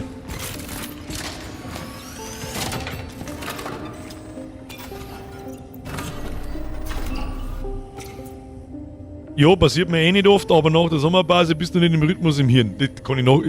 Geht mir ähnlich, tu dich nicht runter. Ich hab heute auch kurz gebraucht, so mit meinem Stream. Was? Oder meinst du die Kisten da? Oder das dann? Also ja, das so, ich glaube, da ist sonst nichts mehr zum Looten, Kinder. Da ist sonst nichts mehr zu looten, Kinder. Und was da oben auf der Lorte ist, finden wir nächsten Montag aus. Ich freue mich dermaßen, dass wir bis jetzt zumindest ein richtig gutes Spiel vor der Fresse haben. Absolut geil. Meine sehr verehrten Damen und Herren, an alle, die sich noch im Gameplay immer direkt schleichen, der hat's mir gefallen, das würde wirklich sehr helfen, es kostet nichts, außer deinen fetten Wurstfinger zu umrühren, wenn's dir gefallen hat. Und auch wenn's dir nicht gefallen hat, ist egal, aus irgendeinem Grund wirst du schon da sein. Smash den Like-Button, vielleicht haben wir mal jemanden Neues da, bei neuen Spielen am ersten Tag passiert das gern mal. Freue ich mich natürlich über ein Abo, kostet nichts und aktivieren Sie die Glocke. Ich stream jeden Montag und Mittwoch um 20 Uhr bis so circa 10, halb 11, manchmal auch 11. Und ich versuche jeden zweiten Freitag einen Stream reinzuhauen. Ich meine, am Wochenende mag ich auch noch ein bisschen Freiheit haben. Diesen Freitag spielen wir Indiana Jones DLC. Beginnen wir. Und da geht der Stream meistens ein bisschen länger, also Minimum bis 11, meistens auch bis um 12. Da spielen wir meistens Spiele, die ein bisschen länger dauern, damit wir damit fertig werden. Übrigens, ich kündige hiermit nochmal an für alle Anwesenden, im Horror-Oktober gibt es jeden Freitag ununterbrochen 20 Uhr 4-mal hintereinander einen Silent Hill F-Stream. Ich habe nämlich so ein bisschen das Gefühl, wenn's gut ist. Ja, wenn's gut ist. Wenn nicht, spielen wir was anderes. Wir haben ja genügend Horrorspiele. Ich muss nämlich ganz ehrlich sagen, das Gameplay so ein bisschen in Silent Hill schaut noch nicht ganz so geil aus, muss ich ganz ehrlich sagen. Aber wir lassen uns von einem besseren natürlich gerne überzeugen, wir schauen es uns trotzdem an. Und überhaupt sowieso. An den ganzen Rest, merci fürs Zuschauen. Cyberfox, wirklich zum Schluss. Entschuldigung. Das Sprichwort mit der Maus. Alter. Schwebegrüß aus der Regensburg-Duld. Du hast doch auch schon wieder 4 Massen in der Futzen. Ich meine, es ist halb 11. Herr Kali, ich weiß nicht, die Ansage kriegt jeder, den ich hoffe, ich lese die zum ersten Mal mit diesem Betrag, ansonsten habe ich es vergessen und absolute Schande über mein Haupt. Kali, ich muss mich darauf verlassen, dass du weißt, was du tust. 100 Euro ist ein Schweinebatzengeld. Ja? Von ganzem Herzen natürlich Dankeschön und normalerweise darf ich mich jetzt aufregen ohne Ende und ich tue mir ein bisschen aufregen, tue ich mir. Aber wer kommt um halb 11 mit einem 100er ums Eck und wieso und überhaupt? Kali, sagt deiner Sippschaft, mit der du unterwegs bist, einen schönen Gruß, Kuss auf die Nuss, Dankeschön. Lasst euch die Massen schmecken und ich hoffe, es habt einen Spaß. Ich hoffe, du hast den Stream überhaupt gesehen. Wenn du auf der Twitter umeinander rennst, ist die gerade, ich weiß nicht, ich sag das, was es ist. Ich weiß nicht, ob die gerade just in diesem Moment ist. Kann schon möglich sein, keine Ahnung. Schwierig ist ja, also kriegst ein Sauer vom Tisch, stehst so, Prost, lass es euch schmecken, viel Spaß, merci dir. Ich hoffe, du weißt, was du tust, ich gehe davon aus, weil keiner das einfach so tut, wenn er mich 5 Minuten kennt und dann da nimmt 100er, vollgas narrisch. Dankeschön. An den Rest natürlich auch. Scheißegal, ob das 1 Euro, 5 Euro, 100 oder 1000 sind. Oder 1050 Mr. DM. Merci dir. So, Cyberfox, nochmal. Wiki zum Schluss. Das Sprichwort mit der Maus kommt von der Fabel Der Löwe und die Maus, wo die Maus einen Löwen rettet. Bedeutet, es bestätigt eine Tatsache oder Entscheidung, an der sich nicht rütteln lässt. Ich verstehe. Es ist so, da beißt Maus kein Phone ab. Ich verstehe. Schau, haben wir wieder was gelernt. Ja, ich sag das, was es ist. Natürlich kenne ich das Sprichwort und irgendwo weiß ich ja, wie es geht. Es ist einfach nur, um einer wahren Sache Nachdruck zu verleihen. Ja? Ich bin nächstes Jahr 40. Da beißt Maus kein Phone nicht ab. Ist so. Verstehst? Aber das sagt man halt bei uns in Bayern nicht. Warum sagen die eigentlich immer, da baust die Maus? Da baust die Maus, Kausen, Fausen, oh. Ja. Zitronenbaum, merci für dein Zwickel. Info, 2 Stunden Video beim Hop über Menace, Battle Brother Nachfolger, wo er selber testen konnte. Alter, schreib wenigstens Henno, jetzt habe ich kurz gebraucht bei HOB. Ins meinst, wahrscheinlich Hand of Blood. Ende des Monats dann wohl die erste Demo bei Steam. Soundtrack ist sowas von on point in dem Game, sowas von Bock auf das Game. Wie heißt über Menace? Habe ich das gestern, ja, aber ich bin eingeschlafen. Das war das letzte Video, was ich irgendwie habe und dann bin ich eingeschlafen. Das glaube ich, ist das gestern bei einem rausgekommen? Komm da mal auf die Liste. Jetzt pass mir auf, jetzt mache ich da mal schnell zurück zum Desktop. Es ist gespeichert alles, ja. Das passt. Pass auf, das muss ich mir schnell... Gibt es schon zum Wishlisten? Schauen wir mal. Menace. Ja, tatsächlich. Ist das... Oh! Ja! Ja! Schande über mein Haupt, dass ich das noch nicht auf meiner Wunschliste habe, aber das habe ich schon gesehen. Das glaube ich, habe ich schon gesehen. Schauen wir uns an. Wenn Demo kommt, vielleicht noch, aber ich weiß nicht, wie viel Zeit das wir haben. Ich sag's ganz ehrlich, Chronos macht einen sehr guten Eindruck. Das Allerwichtigste ist jetzt, lasst das Spiel bitte nicht 30 Stunden lang sein. Bitte nicht. Bitte nicht unnötig in die Länge ziehen, bitte nicht. Gib mir einen schönen 10, 12, vielleicht noch 14 bis 15 Stunden Zock mit dem Spiel und es ist absolute Perfection. Was ich noch gerne ein bisschen hätte, ein bisschen mehr Story. Da haben keine Cutscenes, wer sind wir, warum sind wir da, wer haben wir mir von jemandem geschickt und lauter so Sachen. Und ich habe definitiv im Trailer andere Charaktere gesehen. Die glaube ich habe jeder gesehen. Deswegen bin ich da noch sehr gespannt. Wir haben jetzt gerade einmal die Tutorial-Mission am Anfang durch und am Anfang so ein bisschen umeinander. Wird schon. Und ans Spulen ist es ist ein bisschen träge. Ja, das Laufen ist ein bisschen träge. Aber das Moveset von der Spielfigur ist ein bisschen spärlich, finde ich. Das war mir jetzt nicht so aufgefallen, aber was soll ja groß passieren? Links, rechts, 4 hintere, ich kann stampfen zu und schießen, das war's. Was mir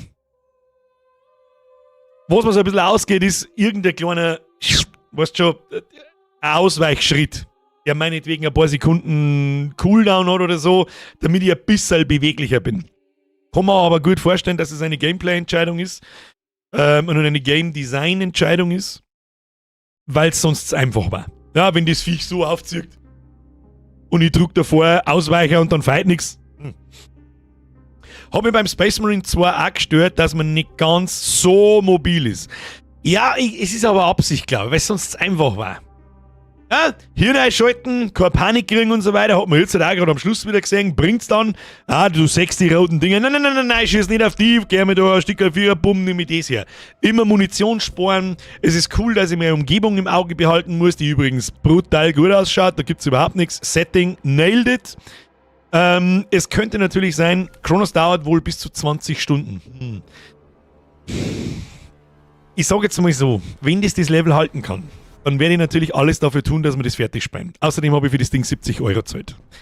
Wenn Silent Hill beschissen ist, gut, für das werde ich auch wahrscheinlich 60 € zahlen, weil es nagelneu ist. Weiß das jemand, ob das im Game Pass ist? Wird er wahrscheinlich nicht im Game Pass sein, kann ich mir vorstellen, das war zu närrisch. Was soll ich sagen? Dann rutscht Chronos an Freitag hin. Hängt natürlich auch ein bisschen von euch ab. So ist das natürlich auch nicht. Das motiviert mich natürlich auch, wenn da, heute waren 1000 Leute da, das ist für einen Mittwoch richtig, richtig gut. Für Horrorspiele haben wir normalerweise mehr gewohnt, das wisst ihr aber ja, aber wahrscheinlich haben viele einfach gar nicht mitgekriegt, dass erstens, dass ich wieder da bin, zweitens, dass wir mir jetzt schon Horrorspiele spielen und überhaupt sowieso. Bin ich gespannt, wie das dann im Oktober ausschaut. Und so ein richtiges Horrorspiel ist ja nicht. Das habe ich auch immer versucht, euch so ein bisschen nahezulegen. Das ist jetzt nicht wie Madison, wo man keine Waffen hat und nichts. Bis jetzt riecht es extrem nach Dead Space. Da hat es den meisten Einfluss her bis jetzt. Habe ich das Gefühl. Jetzt, wo ich ein bisschen drüber nachdenke, erinnere ich mich schon, in Dead Space hat es diese Stationen zum Speichern und die Werkstätten und so weiter, die hat es da auch gegeben und unterwegs Zeiglooten und so. Aber das heißt ja nichts Schlimmes, wenn das schon mal jemand gemacht hat, wenn sich das Gameplay so cool anfühlt, dann ist das scheißegal, ob das vor 16 Jahren schon mal jemand in Dead Space gemacht hat oder nicht. Heute war ursprünglich Urlaubsreview angesagt. Das weiß ich. Der Grund, ich habe es angepinnt. Es liest ja keiner irgendwas. Das ist ja das. Ich habe sogar in Beschreibung eingeschrieben. Ich sage es jetzt einfach, wie es ist. Ich habe die Regeln aus einem bestimmten Grund aufgestellt in einem Urlaubsreview schmerzen. Ich habe mit aller Deutlichkeit gesagt, lest die Regeln, wer es nicht lest, es raus. Und dann habe ich gestern einmal da durchgescrollt und von 50 Posts sind ich glaube 23 waren es, bin mir nicht sicher. Über 23 Posts, Leute quasi, die nicht in der Lage sind, 1 bis 5 Bilder zum Posten, sondern 6, 10 oder noch mehr. Und dann habe ich mir gedacht, Leute, das schreibe ich doch nicht zur Gaudi rein, weil sonst dauert der Stream oder auch so ein Post. Ich laber ja alles dort. Ihr kennt mich. Ich kann alles dort labern. Gib mir ein Beitel und ich verzeihe dir eine Viertelstunde irgendeinen Schwank aus sonst woher. Wir haben diesen Urlaubsreview ja schon mal gemacht. Da steht auch sehr deutlich drin, 1 bis 5 Battle. Und maximal zusätzlich noch ein Kurzvideo. Eines. Außer der Hasti. Der hat Narrenfreiheit. Das weiß er nicht. Aber egal, das hat einen Grund. Wer Babywale da einer schickt, die er selber gefilmt hat. darf meinetwegen 480 sich eine Battle und Videos da einer schicken. Okay? Da sonst da herin aber keine Babywale fotografiert, in freier Natur übrigens, schickst du 1 bis 5 Battle rein. Sehr viele Leute haben sich dran gehalten, um Gottes Willen, aber halt über die Hälfte nicht. Und dann denke ich so, Leute, ich schreibe das da nicht zur Gaudi ein und es ist unfair gegenüber die anderen. Und dann habe ich mir gedacht, was, leg mich am Arsch, das machen wir irgendwann, wenn euch wieder einfällt, wie viel 1 bis 5 ist und bis manch einem vielleicht auch einfällt, dass am Balkon kein Urlaub gemacht wird und die Fotos keiner sehen will. Ich sag's jetzt einfach so direkt, wie es ist, ob sich da irgendjemand persönlich angegriffen fühlt oder nicht, ist mir scheißegal. Oder in seinem 313er Fendt in der Kabine drin und 8 Battle von einem Bulldog da reinschickt. Ich weiß halt auch nicht, was mit euch ist. Wisst ihr, die Regel bei Haie, ich meine, ihr kennt's mich, ich schnorchle gern und ich filme das auch gern, wenn's Sinn macht und ich liebe das, wenn irgendjemand, es gilt eine Ausnahmeregel, wenn's unter Wasser Videos sind, gute, ja? Und das wird dann ich beurteilen, ob es gute sind oder nicht und ob ich den Eintrag dann lösche oder einfach überspringe, dann kannst du von mir erst 2 nicht tun. So, du hättest halt vorsortieren müssen. Ja, aber ich mag nicht vorsortieren. Ihr habt's alle ein Hirn, ihr habt's alle volljährig, ihr kennt's alle bis 15. Ende des Gesprächs. Bei allen Dingen, die wir mir in der Community machen, wird sich so gut zusammengerissen. Und jeder kriegt die Scheiße auf die Reihe, dass keiner umeinander bläht, selbst wenn wir mit zu 100 irgendwo auf dem Server sind. Selbst da wird nicht umeinander trollt, rumgeschrien oder sonst irgendein Bullshit gemacht. Aber wenn's ums Discord geht, dann ist der Mimi-Channel tot, ja? Weil, da kann ich noch 100 mehr reinschreiben, deine Lachschon, die scheiß Memes, die möchte keiner sehen, die haben ja nicht lustig. Das kriegen die Leute nicht auf 3 und 1 bis 5 Battle, die besten aus deinem Urlaub mit Highlights reinzubauen, das kann nicht so schwer sein, Leute. Das kann nicht so schwer sein. Und da brauchen wir jetzt auch nicht rechtfertigen, dass wir mir halt nicht den Urlaubsreview machen. Ende der Durchsage. Okay? So. Mir wurscht, die vorerst am 12.9. Bingo. Ja, ihr könnt ja auch Urlaubsbattle reinposten von vor 2-3 Jahren, das ist ja mir wurscht. Gibt einige, die haben saugeile Battle reingepostet, die waren in Tokio oder allgemein in Japan und so weiter und so fort und die kriegen es auch zusammen 5 Battle zum Posten. Und der Grund ist, weil ich jetzt Battle, ich möchte mir gerne das detailliert anschauen, ich möchte ein bisschen was dazu sagen, ich möchte mich mit euch drüber unterhalten, ich möchte denjenigen huldigen, wenn er sich schon die Mühe macht, dass er zu mir ins Discord reinkommt, die Battle auch für sich aussucht, da reinpost und das herzogen will, dass ich mich da drüber unterhalte und dass es ein bisschen ein Screentime da herin hat, ja? Ich meine, das ist ja also ein bisschen der Anspruch für euch. Oder Ansporn für euch. So mit, oh, hoffentlich schaut das auf, wir finden das denn vielleicht, wir finden das die anderen. Ja, natürlich. Aber, wenn dann irgendjemand dabei ist, ja, ich tue jetzt da auch die eine, das wird schon passen, dann sitze ich halt einfach 60% länger an deinem Post als an anderen. Oder muss wieder anfangen mit so, die letzten 3, die haben weg, muss ich wieder ein schlechtes Gewissen haben, weil dass ich mir nicht ganz so schaue.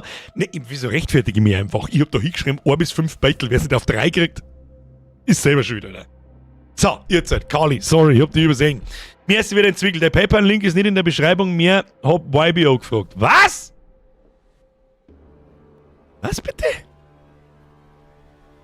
Ernst?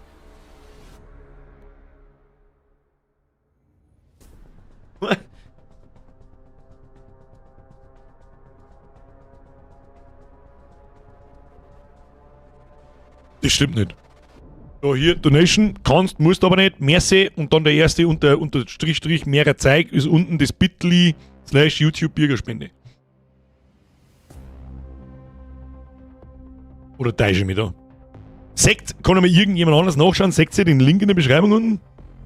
Das hätte mich jetzt ganz krass gewundert, der ist da seit 8 Jahren drin.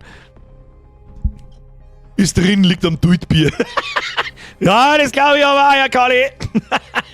Ja, Kali, merci dir. Von hinten merci wieder einen Euro. 117 Demo ist da. Okay, mit meiner 3090er habe ich stabile 26 FPS. Na gut, na, Also das mit der 3090, ja gut, dreh mal die ganze super fancy Scheiße aus und probier's einmal so. Ich habe schon gehört, dass auch noch Demo da ist, aber ganz ehrlich, ich werde es mir nicht anschauen, weil ich mag mich nicht vorher schon spoilern. Ich geht zwar bloß eine Stunde, aber trotzdem. Wir schauen uns miteinander an, wenn es rauskommt. Herr Aslagan, merci für 22 Monate. Schon gesehen, unser Bohrinsel-Horrorspiel hat ein DLC bekommen. Herr Aslagan, ich weiß nicht, wo du warst, aber das haben wir vor der Sommerpause schon gespielt. Such's, geh in meinen Kanal, ist vielleicht auch ganz interessant für alle.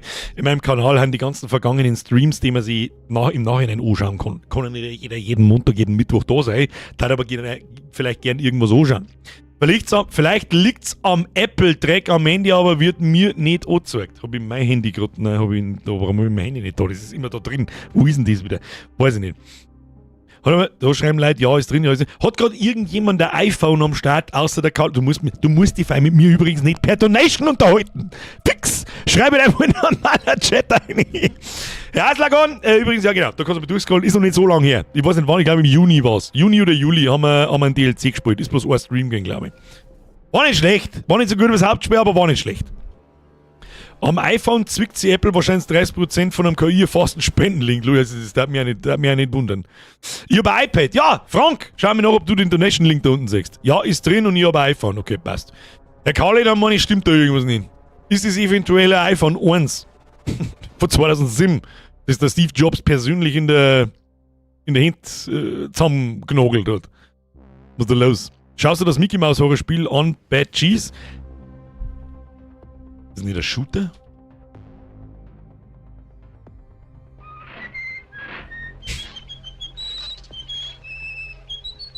Der Hand-Artstyle ist geil.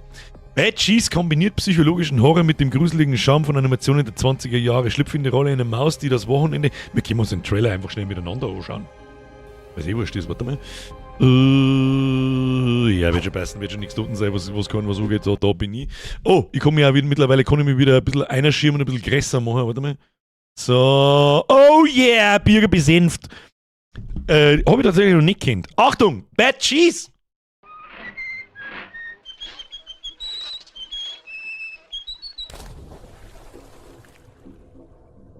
Ist das First Person und 3D oder?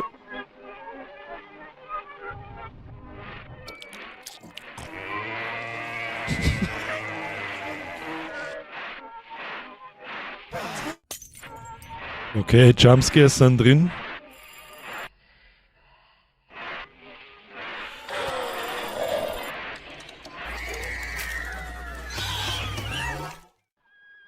And that's my video game. Was?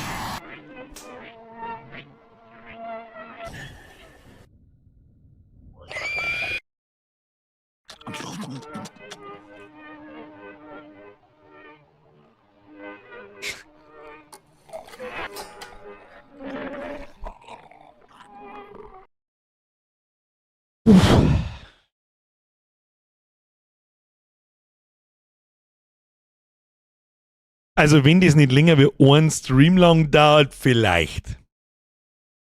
Ja, Flash ist das, der Flash schreibt, es wirkt cheesy. Ist wahrscheinlich, aber das ist wahrscheinlich genau das richtige Wort. Das wirkt gerade so ein bisschen so mit, ich wollte ja, aber irgendwie, ich wollte so gern, aber hab nicht können. Die Artworks sind cool, die haben schön, die haben gut zeichnet und so weiter, schaut aber auch ein bisschen nach KI aus, muss ich sagen. Aus irgendeinem Grund habe ich das Gefühl, das ist KI. Frag mich nicht wieso. Und das Spiel schaut ein wenig zusammengeschustert aus. Ich weiß es nicht. Der Artstyle ist geil, aber das Spiel selber hat ein bisschen sehr clunky und seltsam gewirkt. Wenn es nicht länger dauert, wir wollen streamen, wir haben ein Loch, vielleicht. Ich tue es einmal auf die Wishlist, aber ich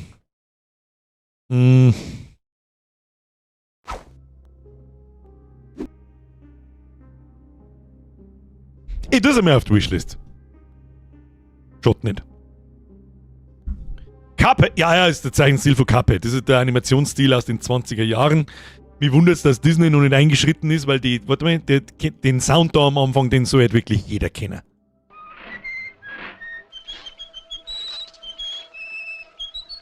Und das kennt ja jeder, wo der OG Mickey Mouse an so einem Steuerradl von einem Schiff steht und das halt pfeift, diese Melodie. Sparkassen-Horrorspiel. Der Adlergan schreibt, hab ich jetzt einen Hunger wegen Cheese? Ich hab auch Hunger, ich hab den ganzen Tag noch nicht recht vergessen. Ich werde mir jetzt noch schnell das Fressbrett vollstopfen und dann war es eh wieder. Disney hat kein Lizenzrecht mehr an Steamboat Willy. Ach so! Das ist quasi gar nicht Mickey Mouse, sondern ganz früher hat das Ding Steamboat Willy geheißen oder was? Und deswegen, Kali schon wieder! Merci dir. Nein, iPhone 16 Pro Max, egal. Aber ja, Dultis und Schenke Chris vom Tisch haben die letzte Runde Gasmaß auf die bestellt. Wieso nicht ein Gasmaß? Ihr sollt ein Vollbier saufen, ihr besoffen aus!